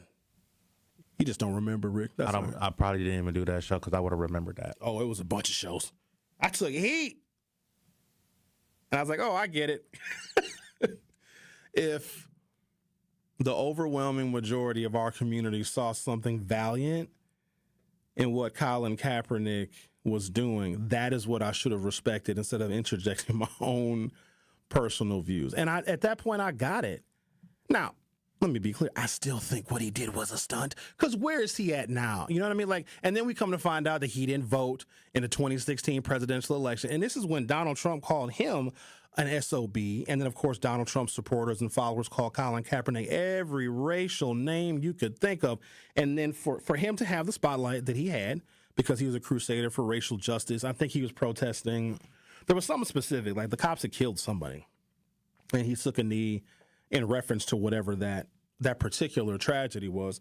And I just thought the timing of it was suspicious because if somebody is built for that work, you don't start your racial activism on behalf of your people when you're mid-career in the NFL. You know what I mean? So here, the example that I gave is Marshawn Lynch. Marshawn Lynch would sit on the bench. So all the players would be out there during the flyovers of the NFL or the jets, the airplanes. And then they do the Pledge of Allegiance, not the pledge, but the national anthem. Marshawn Lynch had been protesting the national anthem at NFL games since 2006. You can see him sitting on the bench. The rest of Marshawn Lynch, he was a running back for Seattle. You can see him sitting on the bench, and then nobody say nothing.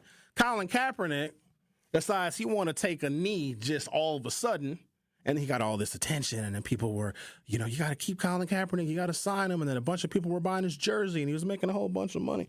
So I took that perspective, but I realized the overwhelming majority of my community saw what Colin Kaepernick was doing as something that was brave and using his platform to shed light on an issue. And I should have just accepted that. It wasn't about my personal feelings and why I thought Colin Kaepernick took the knee when he did, when there was another example of a black man who had been protesting the national anthem 10 years prior to.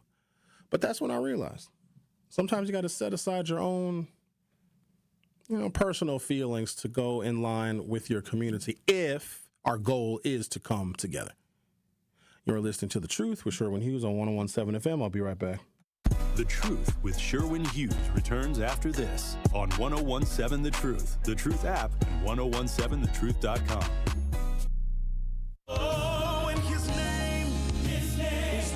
Adrian Dunn's Wonderful, a soulful celebration, comes to the Bradley Symphony Center for one night only on December 7th. Get your tickets now to experience lots of your favorite seasonal music the gospel way. Emmy Award-nominated composer and conductor Adrian Dunn leads the Adrian Dunn Singers and the Rise Orchestra in a festive mix of soulful arrangements that are sure to fill you with hope and peace.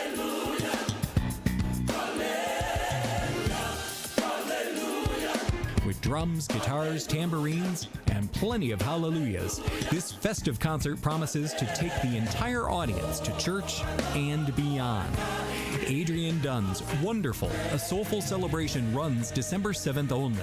For tickets and more information, visit mso.org or call 414-291-7605. What if one day you went to your secret hiding place? That spot that only you know about? And instead of what you came for, you found something a little different. What if instead of your private stash, you found a simple phone number, 1-800-662-HELP? What would you do? Would you stop and give it some thought? Would you make the call?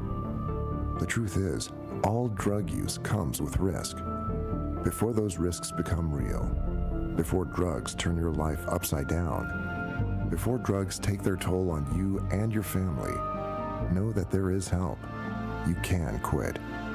If you or someone you love is struggling with drug use or prescription drug misuse, call 1-800-662-HELP for 24-hour free and confidential information and treatment referral, or go to samhsa.gov/thereishelp. Step inside and experience the craftsmanship of a business founded by John H. Yulee, where he would hand blend custom pipe tobaccos and repair pipes right in the front window. Today, we carry on that legacy with high-quality cigars, cutters, humidors, and curated collections for enthusiasts of all kinds. Explore an exquisite selection of cigars in all sizes and flavors, unwind in luxurious leather chairs, and discover the perfect vintage pipe to suit your taste. Visit us today at 114 West Wisconsin Avenue in the heart of downtown Milwaukee. Yulee Tobacco Company, where every moment is a luxury. Looking for a fun family activity to get into the holiday spirit? Visit or volunteer for Capco's Kids to Kids Toy Drive in Grafton on Saturday, December 7th. The event is free and we will have lots of fun activities. Capco is dedicated to bring communities together and has collected over 300,000 toys through Kids to Kids. Join us and WTMJ for a celebration of giving and bring a new unwrapped toy to help children in need this holiday season. Support Kids to Kids. Visit kidstoKidstoyDrive.com. You are listening to The Truth with Sherwin Hughes on 1017 The Truth, The Truth app, and 1017thetruth.com.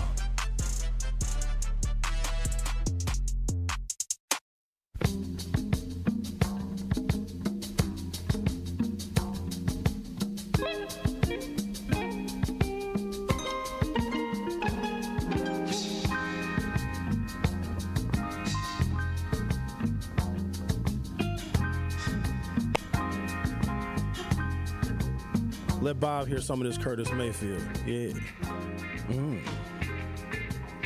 Let's turn it down. Yeah, just have it just underneath.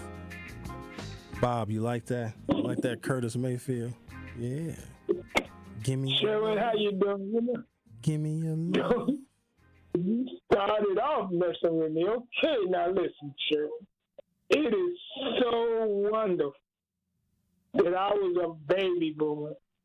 It's so interesting to see the people like Martin Luther King and Muhammad Ali and Michael Jordan than to read about them. To see these people talk, it's so wonderful to be born in my generation, man. And then I think it's not going to change. When Trump got elected, and then they was angry at Obama about what he said about black men, I said, oh, man. And then I go into Walmart and different places and grocery stores, and I see earrings on their cheekbones, their eyelids, their lips. I worry about the pain that they got to go through to get them. And tattoos on their neck and their arms, and then on some of them on their face. I said, what kind of world? It ain't changing. Man, it just makes me happy that I was born in my generation. So happy, man, to see and witness the people. We had so many leaders. You know that your leader is really Obama, and y'all reject him. You're not you, but your generation get mad with him. It's just, and it's not changing. It's getting worse. So but I'm gonna eat my turkey tomorrow, and I'm gonna be happy. And happy generation that you have, because you got a lot to deal with in this generation. Things are a lot better. I just don't know if someone of your advanced wisdom is able to recognize it. There has been a tremendous amount of progress. There are black people in places, in spaces, and doing things and creating things that never would have been possible 30, 40, 50, 60 years ago. Tremendous amounts of progress has been made. Now, have some things regressed? Indeed. But I would rather be black now than any other time in American history. There is, my opinion, no better time where an African-American woman or man could be respected as a major political party nominee for president. There is no other time in which you can be black and get millions of dollars of campaign donations and potentially be elected to Congress, the House of Representatives, or the U.S. Senate. There is no other time in which you have a governor of the state of Maryland by the name of Wes Moore, who's also an esteemed veteran that could be on the short list for those running for president in 2028. So while you may not see the progress because you don't like to see people with tattoos on their face, I would rather be black now than any other time in which you lived, respectfully, sir. Okay, Sherwin. I'll leave on this one note that's going to knock down most of what you said. Oh, I can't wait for this. Back in the day, that ridiculous man who became president gave money to Clinton. I mean, he wouldn't even think about being a Republican, but he won the election. Gave money to Clinton, I think, and gave the Democrat. But now, Bob, because a businessman gives money to one political party or another doesn't make them a member of that political party. It means he wanted access and he wanted favors that, let's be clear, only the Clintons had, especially in New York where Donald Trump made his real estate empire. That was an insurance payment to ensure that Donald Trump could have access to certain things that the Clintons were gatekeepers of. That ain't got nothing to do with party affiliation. In fact, very savvy business people give money to both political parties all of the time because one of the two parties is going to win, and they can claim victory when either of the parties win, and that helps them further their business interests. Sherwin, the only thing that makes me kind of want to be in your generation. Let me stop you. So you mentioned that Donald Trump gave a donation to Bill Clinton, correct? Or Hillary Clinton, one of the two, maybe both, right? Yeah. Do you know that he also gave a donation to Kamala Harris? Yeah, I didn't. Did he? Yeah. When she was running for either U.S. Senator of California or Attorney General of California, he wrote her a check. And he was a Republican then, now.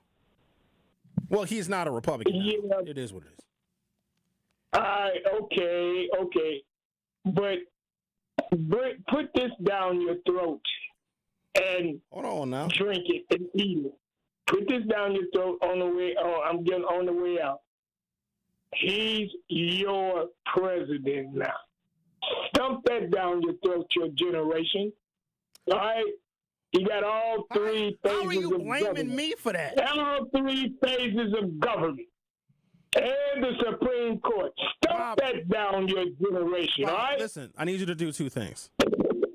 Go take your medicine and go get you some rest. Go get a nap now. You're getting a little ornery. Go lay down for me. You need to lay down now. Talk to you later. All right. Bob, you need... What the hell is wrong with him? Can't blame no whole generation. Now, I do agree, the tattoos on the face... the only person, in my opinion, that can get away with a tattoo on the face is Mike Tyson. Because ain't nobody going to tell Mike Tyson that he shouldn't get a tattoo on his face. No one is going to walk up to Mike Tyson and say, you shouldn't. I'm going to slap you on your tattoo, Mike. No, well, actually, considering how he looked during that fight a couple weeks ago, maybe you could tell Mike he looks like an idiot. All right. MSNBC makes eye-opening admission about the $500,000 Kamala Harris gave to host Al Sharpton's nonprofit. Cable news network MSNBC claims it was blindsided to learn that a nonprofit founded by longtime on-air personality, the Reverend Al Sharpton, received $500,000 from Kamala Harris's campaign just before he interviewed her. The donations that flowed in just before the New York activist conversation with Harris had brought up questions about the news outlet's credibility. The National Action Network, a civil rights nonprofit that was founded by Sharpton in 1991, received $500,000 from the Harris campaign just weeks before the MSNBC host conducted a highly anticipated sit-down interview. Campaign finance records from the 60-year-old's campaign reveal that two separate payments went to the National Action Network. One payment for $250,000 was sent to the nonprofit National Action Network on September 5, and another for the same amount was sent on October 1st. The softball interview with Sharpton occurred on October 20th, just weeks after the second payment. So this may sound a little nefarious to you all, but the check wasn't made out to Al Sharpton. It's made out to the National Action Network, which is a nonpartisan, nonprofit organization. For all we know, and first of all, when the money goes to the nonprofit, that's not directly to Al Sharpton. Al Sharpton has a board of directors. Al Sharpton has got a treasurer and a president and a vice president of the National Action Network. It is the board that decides what to do with that money. Here's what I suspect it is, because it was evident on the campaign finance report, meaning the Harris campaign knew that it was public. They knew that people would find out. You can give money to nonpartisan, nonprofit organizations to do voter registration, to do voter education, et cetera, et cetera. I would like to believe that that is what it was for. Because here's the other thing. You can hide money. Campaigns can hide money and shield money from public view if you want to pay somebody, like if they said, oh, here, Al, here's $500,000. Give Kamala Harris a softball interview. Al Sharpton would have said the exact same things about Kamala Harris, regardless whether he got that payment or not. He still would have interviewed her. Makes me rethink my life a little bit. because I didn't get $500,000 to interview Kamala Harris. But if Kamala Harris wanted to give $500,000 to my nonprofit organization to do voter education and to do voter outreach, I would take it. Because that's real work that needs to be done. And I would still interview her, and I would sound exactly the same. Now, let me say this, though.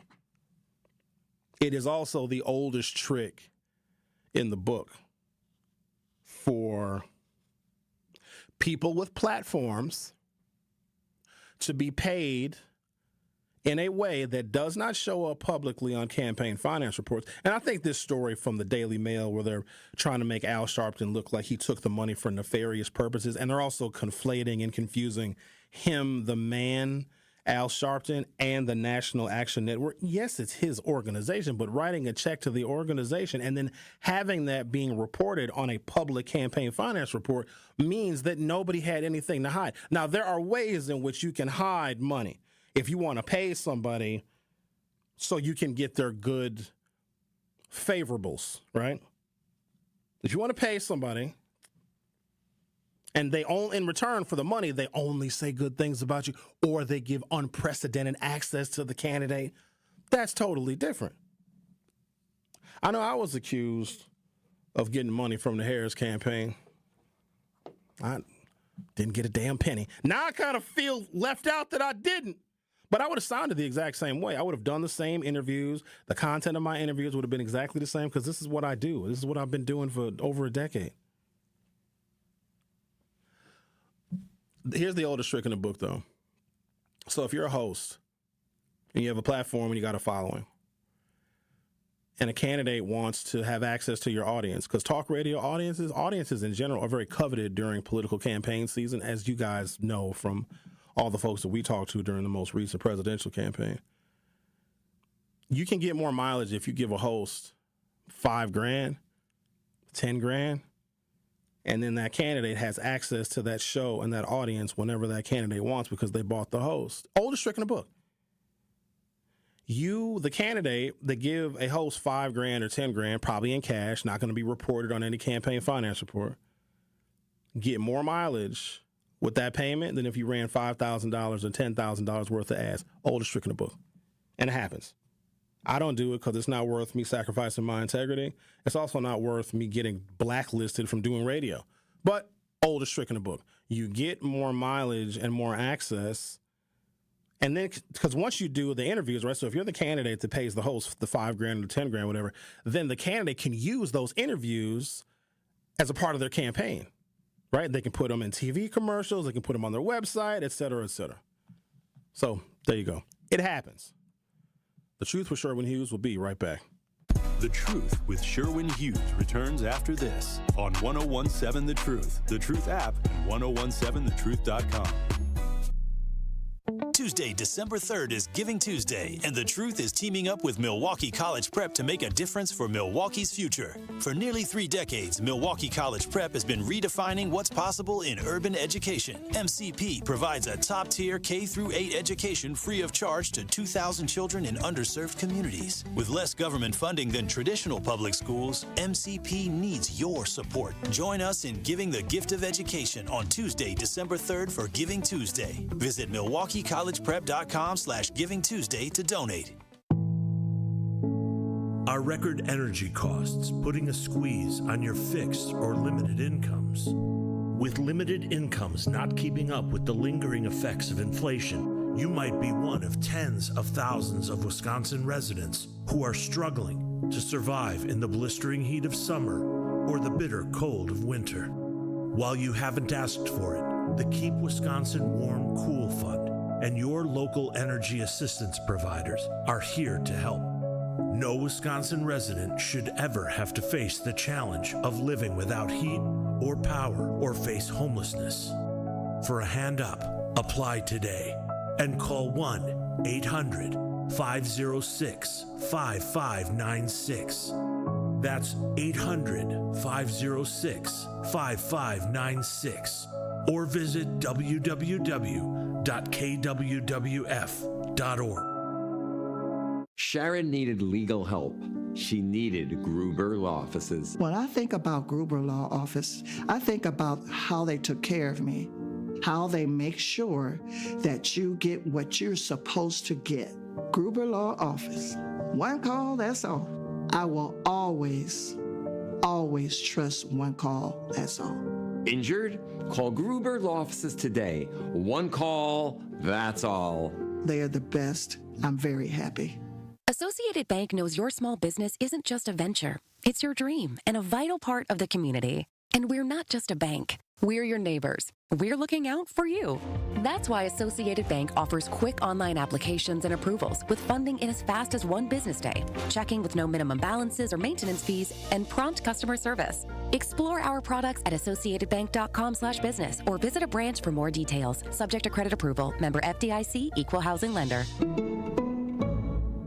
All insurance companies, they want to know where are your cars housed. Right. They want to know how far are you driving to get to and from work every day. They want to know all these different things for weather patterns. Are you living in northern Wisconsin or are you living down in Tornado Alley somewhere in Kentucky? These things make a difference as to how your insurance rates are formed. It needs you to be factual, and every single time somebody commits these different frauds, it all adds up, and everybody ends up paying the price for it down the road. Erie Insurance, providing the protection you need and the service you expect, all at a great price.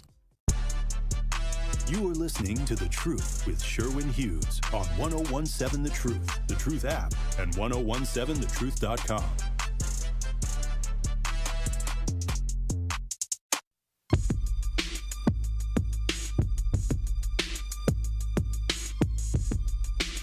I need to make a very clear distinction. I love people. I despise hate. I love all the peoples. There's so many good people out there. Y'all don't even know. I wish the good people would just stand up and stand together, because there's more good people than bad people. You ever hear the expression, a hit dog will holler? Let me explain to you how that applies in my life and the conversations that I have here on this platform. I hate white nationalism. I hate racism, the structural kind, the institutional kind. And I hate that it gives benefits to white people that they don't even see. Therefore, they think that they are accomplished. They think that they are successful, not realizing or even understanding that there's a system that is built for them to be successful at the expense of other people, okay? And when you try and tell them that, they get very angry because they're very convinced of their accomplishments and how hard they worked. I'm not saying they didn't work hard, but there are systems that are built to just give white people more credibility. The culture that they create in a corporation is one that is always supreme than to what a black or a brown person can add. And in hour 3, I'm going to talk about Walmart either suspending or terminating the rest of its DEI efforts. And I'm looking forward to having that conversation. So when I said I hate white nationalism and white supremacy and racism and structural racism and institutional racism, some white people will hear me say that, and then they'll call me the racist. Oh, Sherwin, you're the one that's racist. Got to think about this for a second, y'all. Put your thinking caps on for a second. If I say that I hate white nationalism and white supremacy and institutional and structural racism, and if a white person hears that and they say that I'm the racist, that means that they can't separate themselves from those things that I mentioned. They can't separate themselves and their whiteness from the institutional, the structural, and the white supremacy and the white nationalism. So they then, in turn, respond to me defensively because they are, in fact, the hit dog that is hollering. I love white people. I hate the fact that some of them hate me, even though they don't know me, they've never met me, they know nothing about me. That's what I despise, and I wish that they could rid themselves of the sickness. Back to an earlier comment, like you never know who the Trump supporters are, and you rarely know who the racists are. There's a person that used to work for Good Karma Brands. They're no longer with the company, they're gone. But after they left, they warned me and others about the racist people that we work with here. And here's the thing, I don't expect all white people to like black people because I know how white people are raised and how they're, how they grow up, and they're shielded and sheltered from us, and they believe all the things that they see in the media. But that's also protectionism for them because they think, if they stay away from the black people, then they'll be safe, which is a lie. In fact, black people are in more danger if we're around white folks. And so I was told who some of the people are that I work with. And some of them are still here, some of them are not, that are racist. And it was one that just like blew me away. And so that individual that I saw, I was told that they were one of the most racist people here. I saw him not too long ago. I saw him a couple of weeks ago, and guess what they did? Smiled in my face and said, "Good morning." That's how it works. You never know who those people are unless they tell you or unless somebody else tells you. The Truth with Sherwin Hughes will be back for hour 3. The Truth with Sherwin Hughes returns after this on 1017 The Truth app, and 1017thetruth.com. The Milwaukee Panthers hit the road again Wednesday night as they head to Orlando to take on the University of Central Florida Golden Knights. Pullian shot fake, drive, teardrop is pure. Smooth move by Kentrell Pullian. Oh, that was pretty. Scott Warris has the coverage Wednesday starting at 5:30 p.m. on 1017 The Truth and the Milwaukee Panthers Sports Network from Learfield. McKee back out there, gets in to the lane, stops and hits over the 6'8" Hronski. Tip-off happens at 6 o'clock. Truth Nation, Gruber Law Offices and The Truth have raised the stakes for this year. The One Call That's All Gruber Cash giveaway is now a $5K giveaway. Yes, you heard it right. $5,000 giveaway. Every weekday on 1017 The Truth, you will have the chance to be entered to win the $5K giveaway. Listen to The Truth for the One Call That's All cue to call for your chance to win $5,000. Gruber Law Offices, One Call That's All. Visit 1017thetruth.com for official contest rules. Craving something mouthwatering? Head to Munchies, Milwaukee's finest quick-service eatery. You'll love their gourmet egg rolls, wings, loaded fries, and fried fish. And don't miss their signature pasta dishes and soul food options. Plus, ask about their upcoming pound cake line. They're open Wednesday to Saturday, 12 to 6 p.m. Visit Munchies on site. Call in your order or get delivery. Follow Munchies on Facebook and Instagram at Munchies Detroit Style. Check out their website at munchiesdetroitstyle.com. Munchies, where your cravings meet satisfaction. Capco's Kids to Kids Toy Drive is bringing us all together again to collect toys for children and families in need. Join Capco and WTMJ for a celebration of giving on December 7th at the Kazmarek Center in Grafton. This is more than just a toy drive. It's about kids helping kids. We are learning the importance of giving and how that impacts other kids and families all over Wisconsin. Experience the joy of giving on December 7th. And don't forget to bring toys. Help us make a difference this Christmas. Visit kidstoKidstoydrive.com. Prostate cancer screening is a simple blood test. It's a simple blood test. Get it done. Your family history of prostate cancer increases the risk for all the men in your family. It's a simple blood test. Get it done. Prostate cancer is most treatable when it's detected early. It's a simple blood test. Get it done. Men, it's your life. That's why it's so important to talk to your doctor about getting tested. If you want info on how to take action, the Prostate Cancer Foundation is here to help. For more than 30 years, PCF, a leader in scientific breakthroughs, has funded cutting-edge research that speeds new treatments into clinics, helping patients live longer with fewer complications. Go to pcf.org to learn more about prostate cancer and how you can advocate for yourself. Remember, it's your life, and it's a simple blood test. Get it done. Truth Nation, stand up and tap in. This is 1017 FM, 1510 AM WGKB Waukesha and W269DL Milwaukee, a locally owned Good Karma brand station. You are listening to The Truth with Sherwin Hughes on 1017 The Truth app, and 1017thetruth.com.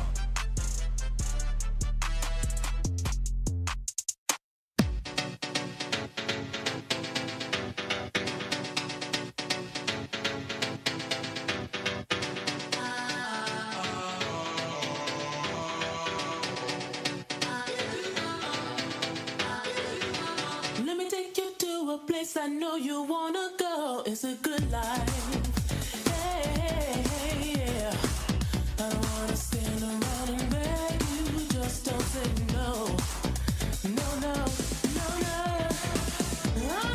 Welcome to hour 3 of The Truth for Sherwin Hughes. You don't get to tell me when to come back on air, man. Dancing and all that. I'm be in the videos dancing in the video, be all up in the video. Come to Death Row. I don't want to offend anybody with the words that I say, but if you get offended, how's that my problem? I don't know what offends people. I think the whites are fantastic. In fact, I'm going to tell you what. Some of the whites, Alan just called a little bit ago. He's one of my whites. Alan and I fundamentally disagree on damn near everything under the sun, but he is a tremendous supporter of me as a broadcaster and has been at 2 previous radio stations. We don't agree. In fact, my whites are incredibly supportive. In fact, some of them are my biggest fans, including some of the people that work here at Good Karma Brands. Ooh, I know I hope they don't have my show playing upstairs. I hate when they do that. So for those of you all that have never been here before, we are in the 3rd Street Market Hall, and we have 2 levels. On the first floor of the Good Karma Brand studio are the actual studios, the production studios, the broadcast studios, producer studios, etc. And then upstairs is like the office people and the corporate people, and they got cubicles and they got offices. I don't know.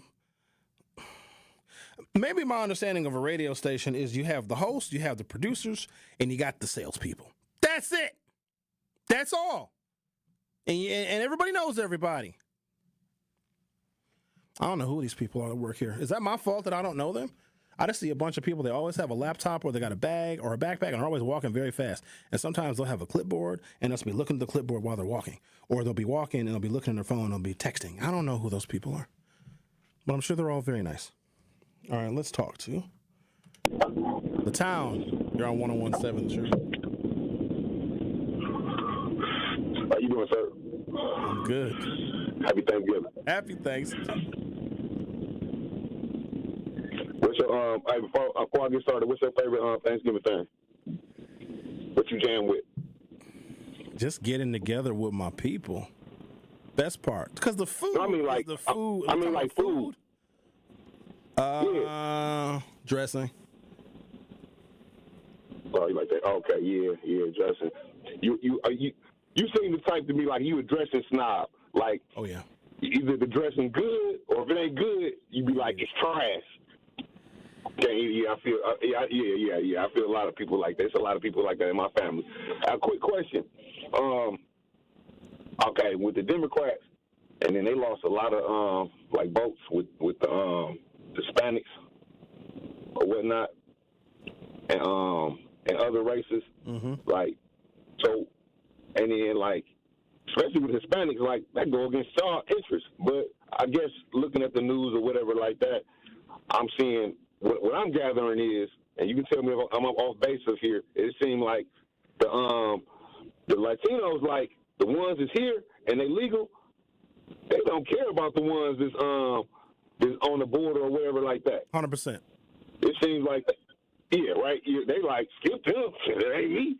You know, just okay, like when Donald Trump said and J.D. Vance said that the Haitians, who are black folks that are in that Ohio town legally, said that they were eating cats and dogs. African Americans didn't come to their rescue. We didn't all like take airplanes and buses and trains to go protect them folks. Now, there was a group of black Israelites that did some marching to protect those black Haitians. But yeah, just like the Latinos and Hispanics that came here, quote unquote, the right way and got their citizenship the hard way, they don't want people coming over here illegally because they believe that they give them a bad name and they lower wages and they jumped ahead of the line. So yeah, if them voting for Trump, legal Latinos voting for Trump was actually in their best interest because they want some of them same folks deported too. So, okay, so being on the Democrat side, so what do they say to get those people back? To build a coalition of people of color to get that back on their side. What do they say to them, to those guys? So some Latinos and Hispanics are going to be lost forever. Others will come back without the Democrats having to say anything because what some of them don't know is some of their relatives and their friends that don't have or that have birthright citizenship, they're going to get deported too. And then they're going to realize they made a terrible mistake in voting for Trump and voting for Republicans in the Senate and in the House. So some are going to come back naturally. Some are going to be lost forever. But they're not, as long as Democrats can keep women and the majority of black folks and young voters, they always have enough support to win. Always. Because it's somebody else turning 18 every single day. And there are young girls who are 14, 15, 16 years old, who are going to come of age during the next 4 years of Trump's presidency. And what these girls are going to see as they become women is an America that they never wish to return to. So there's a whole nother cohort of people that are watching very closely what is happening and what's going to happen over the next 4 years. And those are going to be natural, lifelong Democrats, too, because Trump is going to mess up so much stuff for so many people. He is going to be the best gift to the Democratic Party for the foreseeable future. Oh, okay. What do you think? Do you think he's gonna stay there? Like Trump gonna try to get in and not try to get out? Is they gonna try to? Because they got all the levers of power. I don't know. Is he gonna try to control that? That's what I worry about. I worry about this fool gonna get in here and he ain't gonna get out because he was already done gave away the secrets and gave away the money and did all type of monkey ball stuff up in there. So what's stopping him from being like, hey, I'm not even gonna leave? So he's gonna start aging quickly. If you listen to Donald Trump when he was running in 2016 and how quick he was and how witty he was and how snappy he was and how his comebacks were just blistering, he is a shell of his former self. And if you look at presidents from when they first get elected and then you look at them after they serve their second term, it looks like they've aged 50 years. Trump is going to start fading fast. So in this next 4 years, he is not going to be the man he is right now, let alone somebody who would even want to serve another 4 years if they revise the 22nd Amendment to the Constitution. I think he is content in handing this off to either one of his sons or to J.D. Vance. Will he stay here in the office? No. Will he find a way to pass it off to someone that is like him and even more extreme than him? Yes. It seems like that's going to be the next fight. Hey, happy Thanksgiving, man. That's my time. All right, thank you, Patel. Appreciate your call. That was a nice call from him. He and I usually end up arguing. Zach, just put Alan on the phone. Here, just put him and on. she got really upset. She said, well, I can't believe you asked that. I said, ma'am, you look like a freak. You're looking at me and you're looking at my wife. Who are you talking and to? you look like a freak.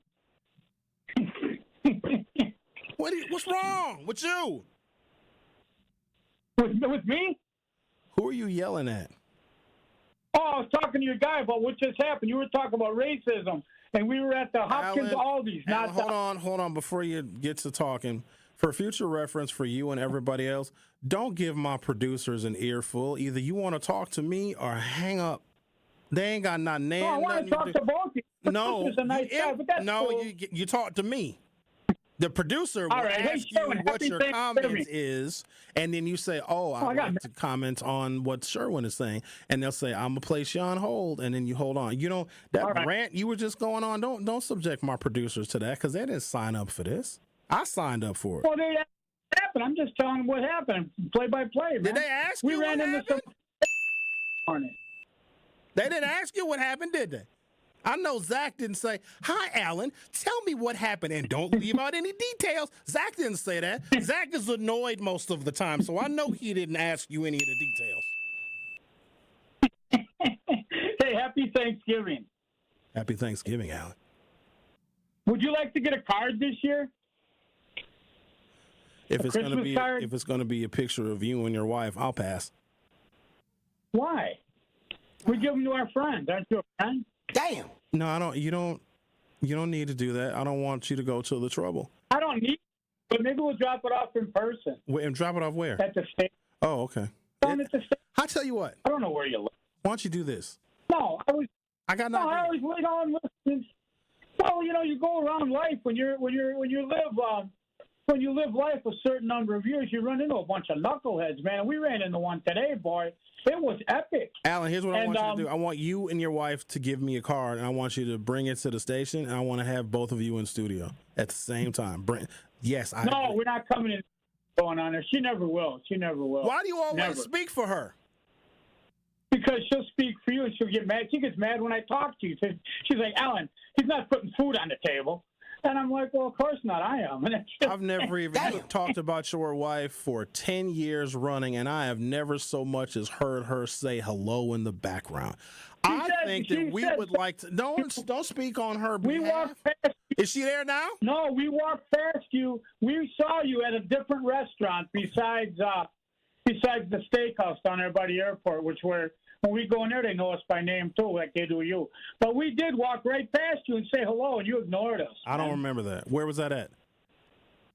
I'm not going to say it on the air. I'll tell you later, though. Alan, if it was a place I was at in public, you can say it on the air because anybody that was there would have seen I was there.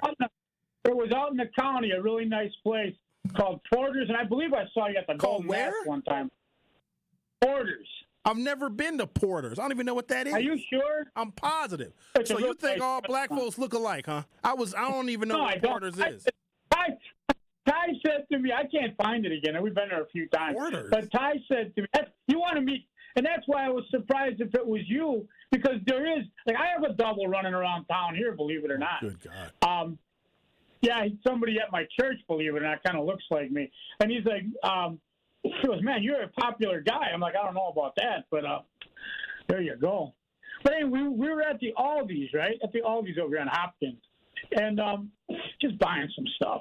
So there's this woman in front of me. You know, I'm just going to say it, an obese white woman. Uh-oh. And you got things you don't like, and I got things I really don't like. I don't like pretend. I don't like white people who don't carry their weight. In other words, who just ain't on top of things, and then they're going to judge anyway. You're fat. So we're there, and this woman's supposed to fat shame. at us. Pure hatred she's looking at us with, right? Just absolute hatred. And I'm thinking to myself, why? And Ty said, she whispered me, she said, are you looking at her? I'm like, well, yeah, I'm looking. And she had the haircut, so you know she was on that team, right? The other team. The whole 9 yards was, but the crazy thing was she had like these tattoos on her head. Not just a face tattoo like a kid who got shot or something, but I mean like cartoon characters all over her head. So I'm looking at this, and she said, yes, or something. She said, so I'm just looking at your tattoos. And she said, yes, I've had. And I'm wondering, and she said, well, and I said, man, I'm just wondering why. And she went ballistic. It was hilarious, man. And I couldn't even believe I said that. But we were done. The people were like, yes. They go, sir, we were all wanting that too. She got so mad at me, man. It was like one of those things that you couldn't. The other thing you want to talk some pure racism. We were on the Merrimack Ferry a while ago, right? You know, Merrimack. We go ride the ferry and get an ice cream cone. So we're on this thing, and there's these bikers. And I got my little dog. I think I was wearing a pink outfit, and she was wearing all her stuff, little cat ears and all that. And the dog had her outfit on. And these guys were biking. They had the symbols on, right, for white supremacy. And they're looking at me, and I'm looking at them, and they're, you know, they were burning up. And so I get out of the car with my dog, and Ty said, what are you doing? I walked up to the guy and said, hey, guys, how you doing? And they said something. I said, you know what, my wife wants to get a picture. Mind if we get one with you guys? And what are they going to do? They said, oh. So I got a picture of myself with these bozos showing their tattoos with myself and little Grace. She's wearing a pink dress. It was a wonderful time on the Merrimack Ferry. There you go. Sounds like it. Wow, I wish I was there. That would have been a grand old time. Yeah, it would have been exciting. You know what would be really fun if you were like at certain places where we go sometimes and you were there. You'd see me when I really smoke the hoity-toity of the white people. I was somewhere one time, and they were looking at something. It always happens because like these people, they're just the worst people are rich white liberals. They can't stand us. Rich white conservatives sometimes to vote for Trump there are no prizes either. But proceed, Alan. I'm not. I'm really not. But my wife is. She's very good looking. I look all right in a suit. I mean, I look like I belong. Let's be honest. You know, I don't wear the same outfit more than once or twice. But you know, we got what we got. And they probably think, oh, she's using him, or boy, he must have a. No, when I met her, she didn't know who we were. But I will tell you this: we were somewhere. And my grandfather's name was on the building. It was a different state. My grandfather's name was on something at a university, our last name. And these people started saying something. And when I called, because my brother's been going around, and we're erasing all kinds of endowments and stuff. But you know, because of the economy and this and that. But anyway, the thing was, the president of the university called me at home on a Sunday morning to try to patch it up, but it was too little, too late. You can't patch that up, man. You can't be rude. You can't ask my wife for a ticket when you don't ask nobody else. They stopped her and asked her for a ticket. My God, can you imagine that? Oh, imagine how I felt. Alan, sometimes white people are racist. They are. Believe me, I live with them, man. But then I live with real ones, and you'd never know. Like my father. My father was the real deal. He was a real racist? He was. Oh, I believe him. I mean, he was my dad. I mean, I know what he did. I lived What with did he him. do? But, what did he do? They were down in Chicago at a golf course. This is true. Him, my Uncle Walt. My Uncle Walt owns a whole block. He's dead now. He owns a whole block in Uncle downtown Walt Chicago. sounds like he was a racist. He sounds racist. Well, Uncle Walt was the real. Uncle Walt got to go play at. He went to Augusta many times to play golf. He knew guys, but so they were somewhere at a golf course, and they were with somebody else who owned a business down in Chicago that got shook down by Double J. But Double J didn't get no money from this company. The guy said, "F you." Who's Double J? Jazzy Jeff? But Coca-Cola. Jimmy Jenkins. Double J is Coca-Cola, right? You know who Double J is. No. Who was that? Yeah, you do. His son got a Coca-Cola thing down in Chicago because Jimmy of him. Johns? He was standing next to Dr. King when Dr. King got shot by Jesse, the government. Jesse Jackson. Why don't you call him Jesse Yeah, Jackson? Double J. Hurry this story up. I got to take a break. Anyway, they were there, and the guy asked my Uncle Walt, he said, "Hey, who is that guy?" There was a guy playing golf, a black guy. And he said, "Well, who is that?" And my uncle said, "Well, that's so-and-so, right? It's somebody who's pretty important down there." And, he's a good guy. And this guy flipped out, and he went, and the guy went, he bought it. My father told me, and I played the course. My father's like, "Yeah, you know what happened?" I said, "What?" He goes, "We got a new golf course." I said, "Really?" He goes, "Yeah." He goes, "Uncle Walt and so-and-so, we put in some money." And this guy bought a new private club. I was like, "No, that's racism, my friend. That's the real deal." Anyway, God bless you. Have yourself a wonderful Thanksgiving. We're going to go out to the fireside and enjoy a dinner and enjoy getting stared at by all the white people who can't stand us there either. But it is a good meal and it's a good time. Nice drive. Okay. There you go. What are you doing? What are you going to do for Thanksgiving? Thanksgiving is at my house this year. I'm having it catered, having a little small group over at my house. Nice. Yeah. Maybe sometime we could all do something together, man. Like golf. We should have like, what do you call that thing? A charity event. Oh man. Oh, that's crazy. I'm busy that day. I'm sorry, Alan. I can't. You might beat me. Maybe you could beat me. I'll tell you what. I'll do that if you let Ty call in on Monday when we're back on Monday. If we come down there and talk to you, will you golf with me? If she comes on air, absolutely. Will you gamble? She comes on air, sure. You will? Yep. Bring her on air. For real? Okay. All right, then. Let me see if she'll do it. All right, I got to go. It's up to her. God bless. All right, then, Alan. Okay. How long was that phone call, Zach? Was it 10 minutes? Why did I do that? Okay. All right, I'm going to take a break now. What was I even talking about before him? I still got to finish my story from yesterday. Talking about the 13 functions of poverty. So we're going to go. I got to finish that because those are very important. I think. I don't know what's going on anymore. I can almost taste the turkey now. I'm so close to the weekend. So close. This is where I begin to unravel. On The Truth with Sherwin Hughes, exclusively on 101.7 The Truth. Don't go anywhere. I'll be right back. The Truth with Sherwin Hughes returns after this on 101.7 The Truth app, and 1017thetruth.com. It's Dr. Ken Harris, and you can watch me now live on YouTube every weekday from 4 to 6 p.m., and you can watch the best radio show in Wisconsin by going to 101.7 The Truth on YouTube. Watch me explore the issues which are shaping our community while also having fun discussions, pop culture, current events, all kind of stuff going on right here on YouTube right now by subscribing to 101.7 The Truth. Milwaukee Black Talk is now streaming live on YouTube. What are some of the things that we need to really focus on to get our fair share of these opportunities, i.e. access to capital? You know, it's very important to always think about building a strong business plan, understanding the financial parameters around what you're trying to accomplish, building great networks and great relationships so you can have partnerships and building out your dream. And then finding a good financial partner like Old National to help really orchestrate your vision of the organization. And then, as you know, DT, you wouldn't be where you're at because you're phenomenal, doing great work. And then you have to really have to go to work. If you have that dream, you have that vision, the business plan, the financial piece, then you have to really work at it and keep building. Learn more about the Old National Bank Small Business Empowerment Loan by visiting oldnational.com/small business or contact a small business banker at Old National Bank.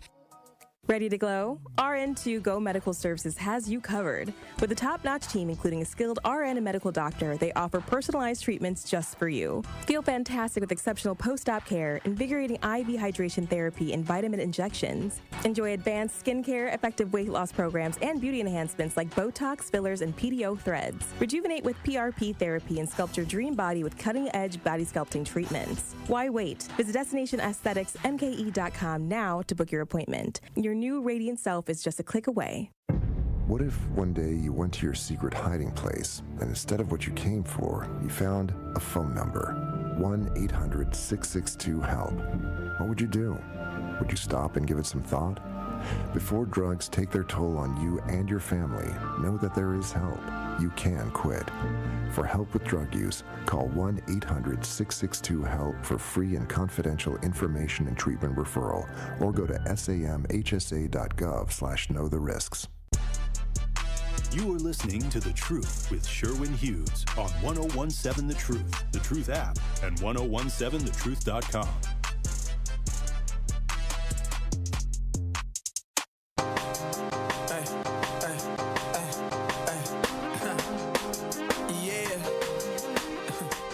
The Wisconsin Black Chamber of Commerce presents Black Friday Weekend Diverse Business Expos.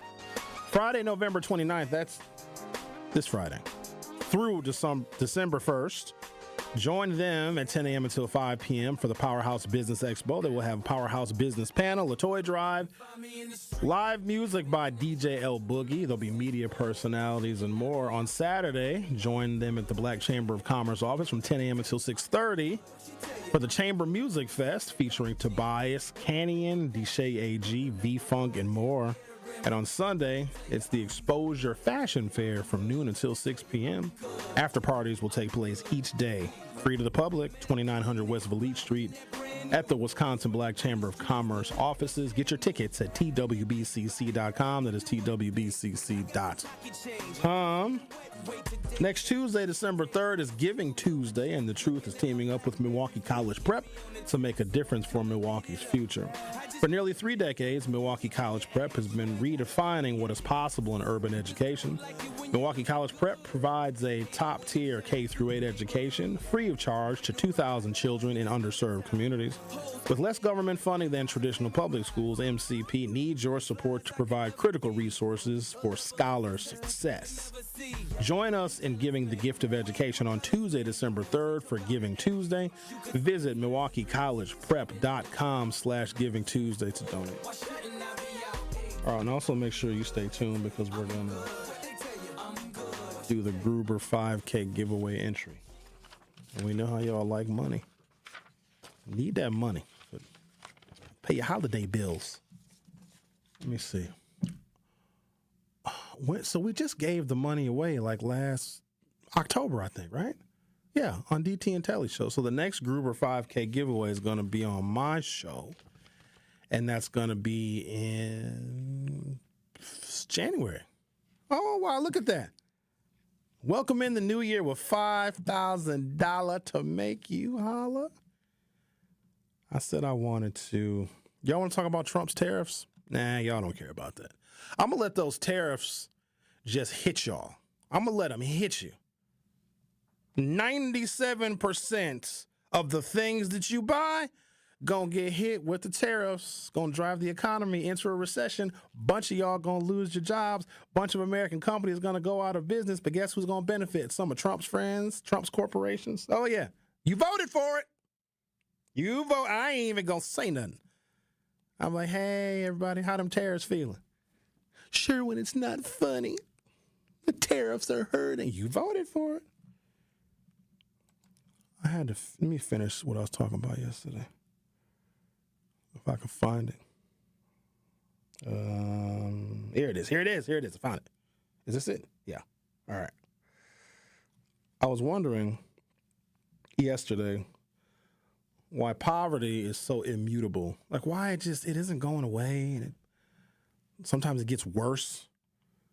We've been talking about it, complaining about it. We know how horrible it is. We know how it impacts people and livelihoods, how it impacts generations. Then it creates its own culture. We always focus on it. That's why people say they want the elected officials to create the jobs, and then we create the jobs, but poverty doesn't seem to go away. You got anti-poverty programs. They don't seem to help. And what I came away with is that we don't really want to eradicate poverty because it serves a function. We want to make poor people feel comfortable in poverty. And what that may do covertly is stifle them from wanting to move up. Now, there's always going to be people that move up from the levels of poverty to the middle class and even become wealthy, but those are few and far between. Your chances are something like 5%. I think it's even lower if you're black, if you grew up impoverished, or if you grew up in a census tract that is impoverished, the likelihood that you will pull yourself out of that. It's possible. It's hard. And so there is a professor at Columbia University named Herbert J. Gans. 53 years ago, he wrote The 13 Functions of Poverty. And the way he wrote it, it almost seems like he was challenging the future to try and eradicate poverty, but at the same time, he was saying, he was being sarcastic, I think, when you read the entire text, and it's 6 pages long. A 6-page paper, I'm going to call it. The way he describes these functions of poverty, he's challenging us to try and rid ourselves of poverty, but the functions that it serves, poor people benefit everybody.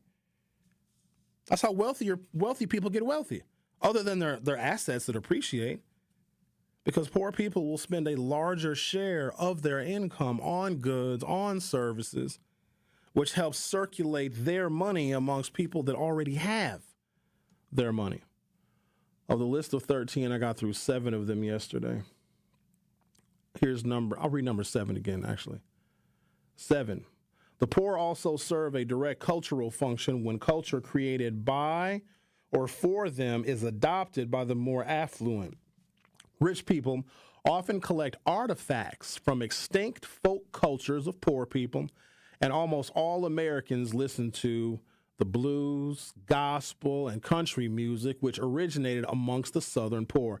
Recently, and so he says recently, but this is 1971 recently, they have enjoyed the rock styles that were born like the Beatles in the slums, and in the last year, poetry written by ghetto children has become popular in literary circles. He changed a little bit of the terminology, and this stuff is relevant today. The poor also serve as culture heroes, particularly, of course, to the left. But the hobo, the cowboy, the hipster, and the mythical prostitute with a heart of gold have performed this function for a variety of different groups. Number 8, poverty helps to guarantee the status of those who are not poor. In every hierarchical society, someone has to be at the bottom. But in American society, in which social mobility is an important goal for many people, they need to know where they stand. The poor function as a reliable and relatively permanent measuring rod for status comparisons. This is particularly true for the working class, whose politics is influenced by the need to maintain status distinctions between themselves and poor folk, much as the aristocracy must find ways of distinguishing itself from the rich. Number 9, the poor also aid in the upward mobility of groups just above them in class hierarchy. Thus, a goodly number of Americans have entered the middle class through the profits earned from the provision of goods and services in the slums, including illegal or non-respectable ones that the upper class and upper middle class businessmen shun because of their low prestige. As a result, members of almost every immigrant group have financed their upward mobility by providing slum housing, entertainment, gambling, narcotics, etc. to later arrivals. Most recently, it says to blacks and Puerto Ricans. That's not very nice. Number 10, the poor help to keep the aristocracy busy, thus justifying its continued existence. Quote, society uses the poor as clients of settlement houses and beneficiaries of charity affairs. The aristocracy must have the poor to demonstrate its superiority over other elites who devote themselves to earning money. Turkey giveaways. I've been complaining about turkey giveaways for I don't know how many years, because there are people that on these particular days, they want to feel better about themselves or feel better about the people that they ignored, feel better about the black businesses that they say they'll shop at, but they never shop at. So they get a whole bunch of turkeys and then give away a bunch of turkeys. Like that makes up for everything. Like that makes them saviors. That makes them great people. I think it was Dr. Ken who may have brought it up on his show. We're giving turkeys to people who don't even have an oven. And a guy called in yesterday and said that a lady, a homeless lady, was given a turkey, one of these free turkey giveaways, okay? And she tried to sell it. She's like, I'm not going to cook this damn thing. So she tried to get $15 for the turkey. And she said that if I can't find somebody to buy this turkey, then I'm going to throw it in the garbage. Turkey is good all year round, right? And most of the time when they give you the turkey, they don't give you a thawed turkey. They give you a frozen turkey. And when a turkey is frozen, it's frozen hard. Why not just collect all the turkeys and put them in a deep freezer? You can have turkey all year round, because there's probably a way in which you can go to 7 or 8 different places around Milwaukee County and get a free turkey. For those of you that have ovens, just get a bunch of turkeys and you can save money on your grocery bill. Now, you're going to be eating turkey until Summerfest, but at least you'll take advantage of all the free turkeys, because it's not very often that people in this community just give away food. So go get you a turkey. We're listening to The Truth with Sherwin Hughes on 101.7 FM. Don't go anywhere. I'll be right back. The Truth with Sherwin Hughes returns after this on 101.7 The Truth app, and 101.7thetruth.com. Don't think twice.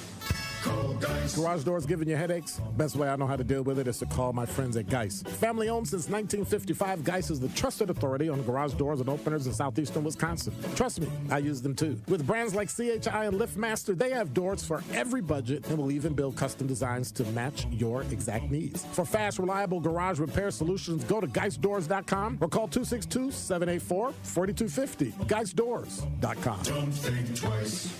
Call Geis.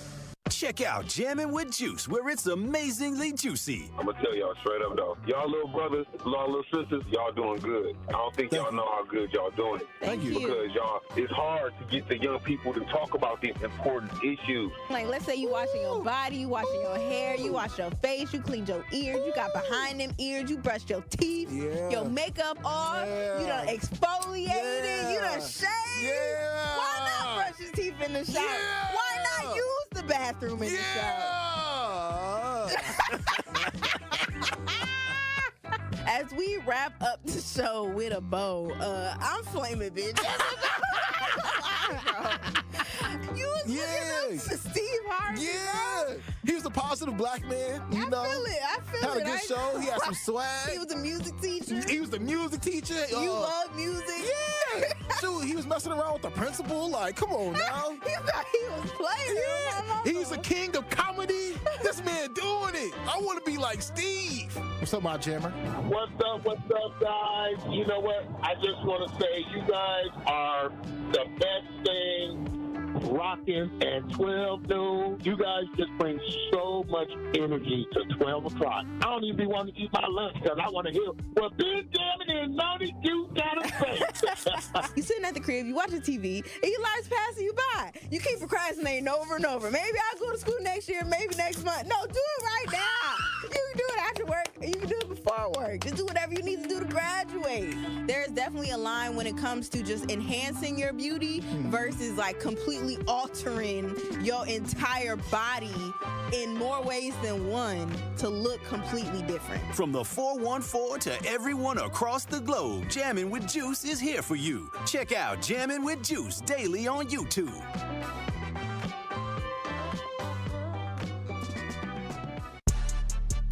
You are listening to The Truth with Sherwin Hughes on 101.7 The Truth app, and 101.7thetruth.com.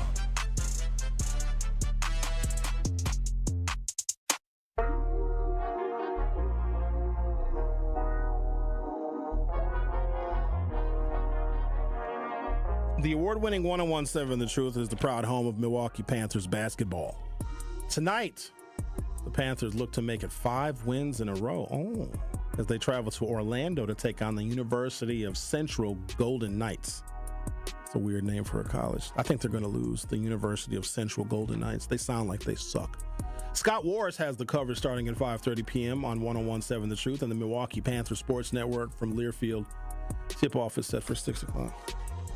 Also, stay tuned because I'm going to do something for y'all because I love y'all a lot. I love you guys very much. You're great people. Going to give you an opportunity to enter the Gruber 5K giveaway. And, because I mean, statistically, it's kind of like a lottery. Just because we enter you in does not necessarily mean you're going to win. But we're going to enter you in anyway. But we are going to also give you a pair of tickets to see Black Nativity. So stay tuned. So don't go anywhere. All right, let's talk to Keon. Hello, Keon. Hey, how's it going? Are you on you got us on speaker, don't you? Of course you do. Yeah, I do. I'll take you off. That would be nice. Thank you very much. Hello. Oh, that's much better. It might be hard to understand me. I just left the dentist's office, so. All right, mush mouth. We can understand you. Did he numb your mouth? Is your mouth numb? He did. Yes. Did you have a procedure done? What procedure did you have done at it? Just some fillings and some stuff like that done today. All right. That's some stuff. Okay. All right. Keon, I have a number for you to call. Okay. Are you in well, it's easy to remember. It's 286-5000. 414, of course, 286-5000. Okay, and that is the entity in which you have applied to on numerous occasions to become a Milwaukee police officer. And here's what you want to ask them. Ask them to send you either hard copies in the mail or email what the current requirements and parameters are, the latest current and parameters and requirements are for someone to become a Milwaukee police officer. You want that stuff in writing. You're going to need that sent to your email or hard copy to your house. Okay, that's what you're going to ask them. Okay? Okay. And do you have any documents associated with your most recent and denied application to the Milwaukee Police Department? I have email confirmation. That's about it. Okay. In that email confirmation, did they give you any details whatsoever? Yes. Okay. This is what you're going to do. You are going to make that request of the Fire and Police Commission of what their latest parameters are to become a Milwaukee police officer, and you are going to compare that to why you were denied. Okay. And you're going to make note of the differences. And then once you see the differences, are you still interested in being a Milwaukee police officer? Yes, I am. Okay. You are going to request that they take another look at your application based upon whatever these current parameters are. That's what you're going to do. And then you're going to call us and let us know how that goes. Okay. All right. Can I have that number again? I want to make sure I got it correct. 414-286-5000. That was 55? 5000. 5000. Okay. Good luck, sir. Got it. We look forward to hearing what the results are. You're welcome. I appreciate your time. All right. Good luck to you. Yeah, so here's the thing with situations like that, though. I've been doing this work long enough to know, and I'm not accusing him of this, but I'm just going to tell you what often is the case when someone calls and they were wronged or they were denied something or something bad happened to them where they feel like they were cheated or they feel like they were discriminated against. And I'm not saying that the majority of those calls that we get aren't legitimate, but what I do know is people never tell you everything. They leave out the parts that are somewhat unflattering or where they may have made a mistake.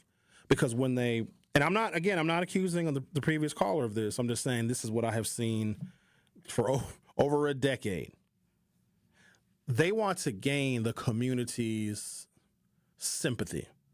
And so they're not ever going to mention where they may have messed up or missed a deadline or It's like if somebody calls and says, "Oh, Sherwin, oh, help me, please." And I'll say, "Okay, what can we do for you?"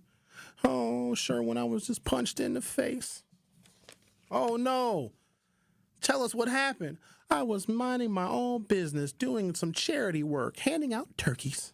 Because I'm a good charitable person." They always make themselves like seem better than they actually are. "Oh, I was just praising God and giving out turkeys. And somebody punched me in the face." Like, "Oh, no."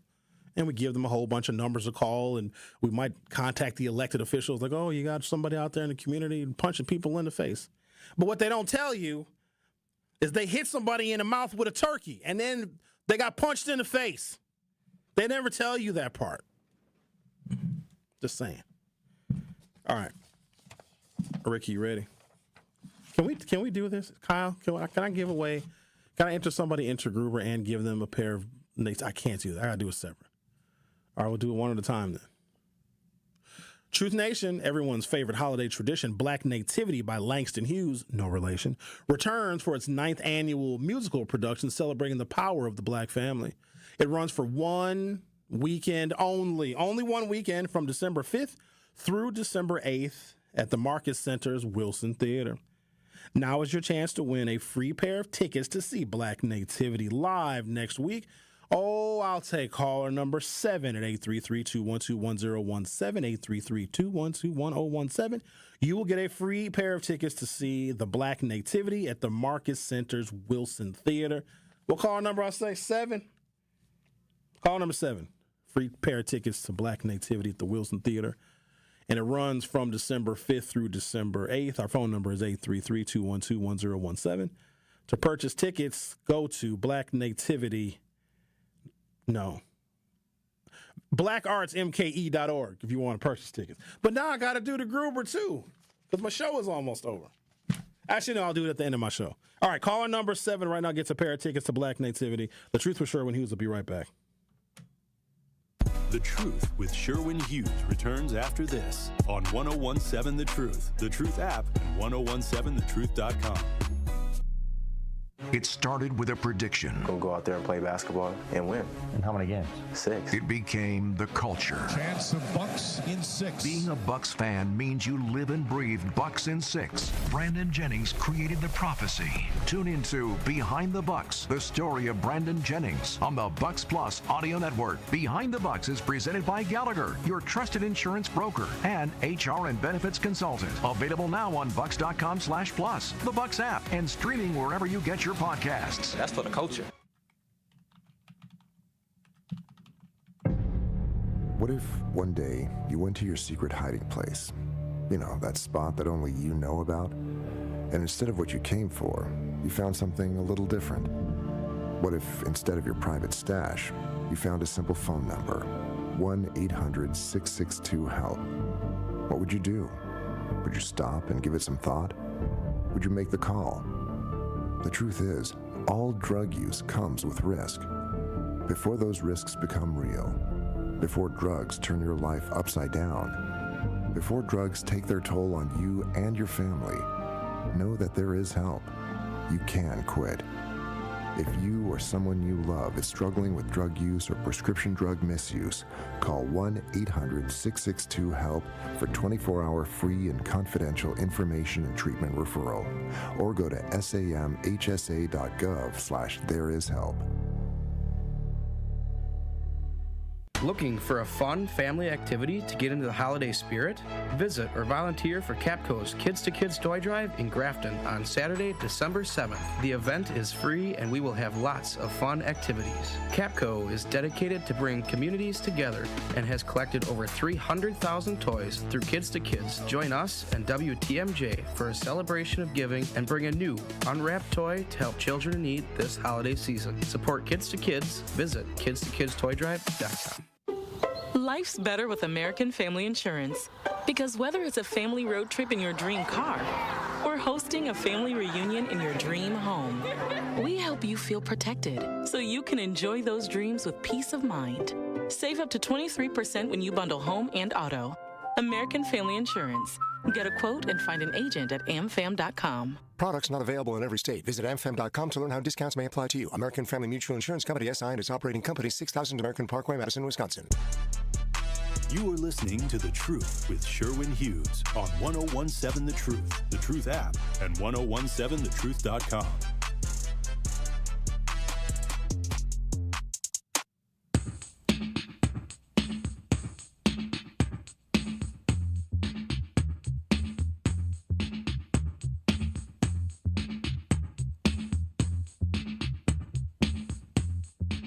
Was my mic on the whole damn time? Oof. You sure? It's on now. I know. I don't remember turning it off. You didn't say nothing bad. All right, because you never know sometimes. Prices could rise in a variety of goods shipped from the United States overseas under tariffs that President-elect Trump has threatened to impose as soon as he takes office next year. Trump on Monday pledged to put a 25% tariff on all products from Mexico and Canada, along with a 10% levy on Chinese goods in an effort to crack down on illegal immigration and drugs flowing into the U.S. The tariffs are not certain to go into effect, while if they are implemented, their impact would depend on how they are structured and if certain categories are exempted. Trump and his allies, including his choice for Secretary of the Treasury, Scott Bessent, have argued that his first-term tariffs didn't boost inflation and that import taxes can provide valuable benefits to American workers and businesses, blah, blah, blah. What's going to get more expensive? Tariffs would also reduce American consumer spending power by $90 billion on TVs, headphones, laptops, tables, video game consoles, smartphones, and other electronics. The trade group, which modeled the impact of a 10% tariff on Chinese imports, coupled with a 60% levy on goods from the country that Trump previously floated, estimated that laptops and tablets would see their steepest price hikes, with costs surging as much as 45%. Shout out to you, PWD computers. Uh-oh. Come on in, Jonathan. Come on in. Why does he do this to me every year? He knows I'm trying to make my back smaller. Jonathan from Mr. Dye's Pies. Oh, what did you do with all these pies, Jonathan? Dan, you brought the damn whipped cream. I can hear my back getting bigger with every spray of whipped cream. Good God almighty. Well, turn the mic on for Jonathan, Rick. Grab a seat real quick. You got to introduce what you got here. These are not all for me. No, they're not. Lies. All lies. Push should be an on button on the little black console you see. Is there an on button right there? I see it. Yeah. Okay. There we go. Rick, is his mic on? Jonathan, can say something. Test. Oh, yeah, you're good. Well, welcome back. Thank you. It's good to be back. It's like it's an anniversary. It was last year. It was a whole year. It has been a year. And I remember I ate pie on the air, and a lot of people don't like when I eat on the air, so I'm going to refrain from eating on maybe. Is this new? What is this one here, Jonathan? That one is peach cobbler. Ooh, no, you didn't. Okay, we got peach cobbler. What else have we added to the menu? You have the little breads. That one is, we call it a bread supreme in honor of John Coltrane's Love Supreme album. Oh, beautiful album. It's it's Michigan blueberry walnut bread. Okay, I'm gonna go ahead and put this right here. And then, of course, I told you they were all for you. No, because other people will be mad at me. And this is the notorious Purple Monster. That's our Purple Monster. Very Okinawan purple yam, purple sweet potato pie. Very delicious. And then we also have, you got a fresh whipped cream. And we've got classic pecan pie. Yeah, we call it the Nolans pecan. But it's a traditional pecan pie. It's my take on it. Okay. And then I think this one is new, Jonathan. What is the Carver? The Carver it's about 4 years old. Okay. It's actually, that's Tori's favorite. It is we call it the Dr. George Washington Carver in honor of the great scientist. It's a peanut butter pie. It's bringing the peanut butter. It's not too sweet. It's very creamy. It's got a buttery graham cracker crust. So, because I think this is the only one of the Carver, and this is Tori's favorite, I'm certainly going to leave this for Tori. Do you have a favorite pie, sir? You know what? I don't. They're like my children, and I knew you'd say that. I only have one kid. Shout out to Jonathan Jr. If people want to place their orders for holiday pies, or do they just come down to the 3rd Street Market? I know it's a very busy time of year. You can call after today to place orders for Christmas or for New Year's or any other occasion. Today we're taking care of our orders, and we also have an abundance of pies for walk-ins. So be patient, come down, and we'll take care of you. We're happy to be of service. We are at the 3rd Street Market Hall, 301 West Wisconsin Avenue. And if you guys have never been here before, now is your opportunity to come and visit. And Mr. Dye's Pies, they have all of your pie needs. So I'm gonna take this, and I'm gonna take the peach cobbler because I haven't had your peach cobbler. Oh, I got a complaint for you, sir. Really? Yeah. So you have pasties now. Yes, sir. Thank you for having pasties. So I love the veggie pasty with the several different types of deliciously cooked mushrooms. Thank you. I'm very proud of it. It's a 3 mushroom. And I sometimes get it with the nacho cheese and the sour cream because I live on the edge. Here's the issue that I'm having. They sell out. Ooh. I am hungry because I'm done at noon, okay? Noon is peak lunchtime. And sometimes if I don't want to stop anywhere, if I don't have any food at the house, I'm going to support you, Jonathan. And I have gone on a couple of occasions, and you were sold out of the veggie pasty. But here's the thing. I think that's testament to how delicious it is and maybe underestimating how many people are foregoing the meat. So that is the only complaint that I have, but it is absolutely delicious, and hopefully you'll stock more of them soon. I appreciate that. That's a great complaint. I'll take it. But no, they're fantastic. And we'll work on getting more. The pasties are still we rolled them out this year. Okay. We started with the beef. Then we right after that we brought out the 3 mushroom, and we're still getting acclimated and getting moving. But it's a lot of traction. But we got to keep up with that, and as well as our treats that we make as well.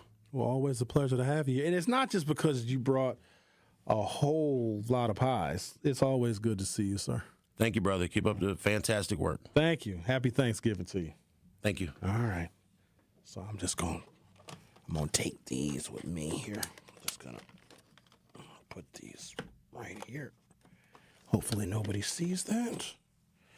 All right, I'm gonna pretend that I'm not distracted for my last couple minutes of my show. So I'm talking about Trump tariffs and how much more expensive things are going to get. But of course, you guys voted for it.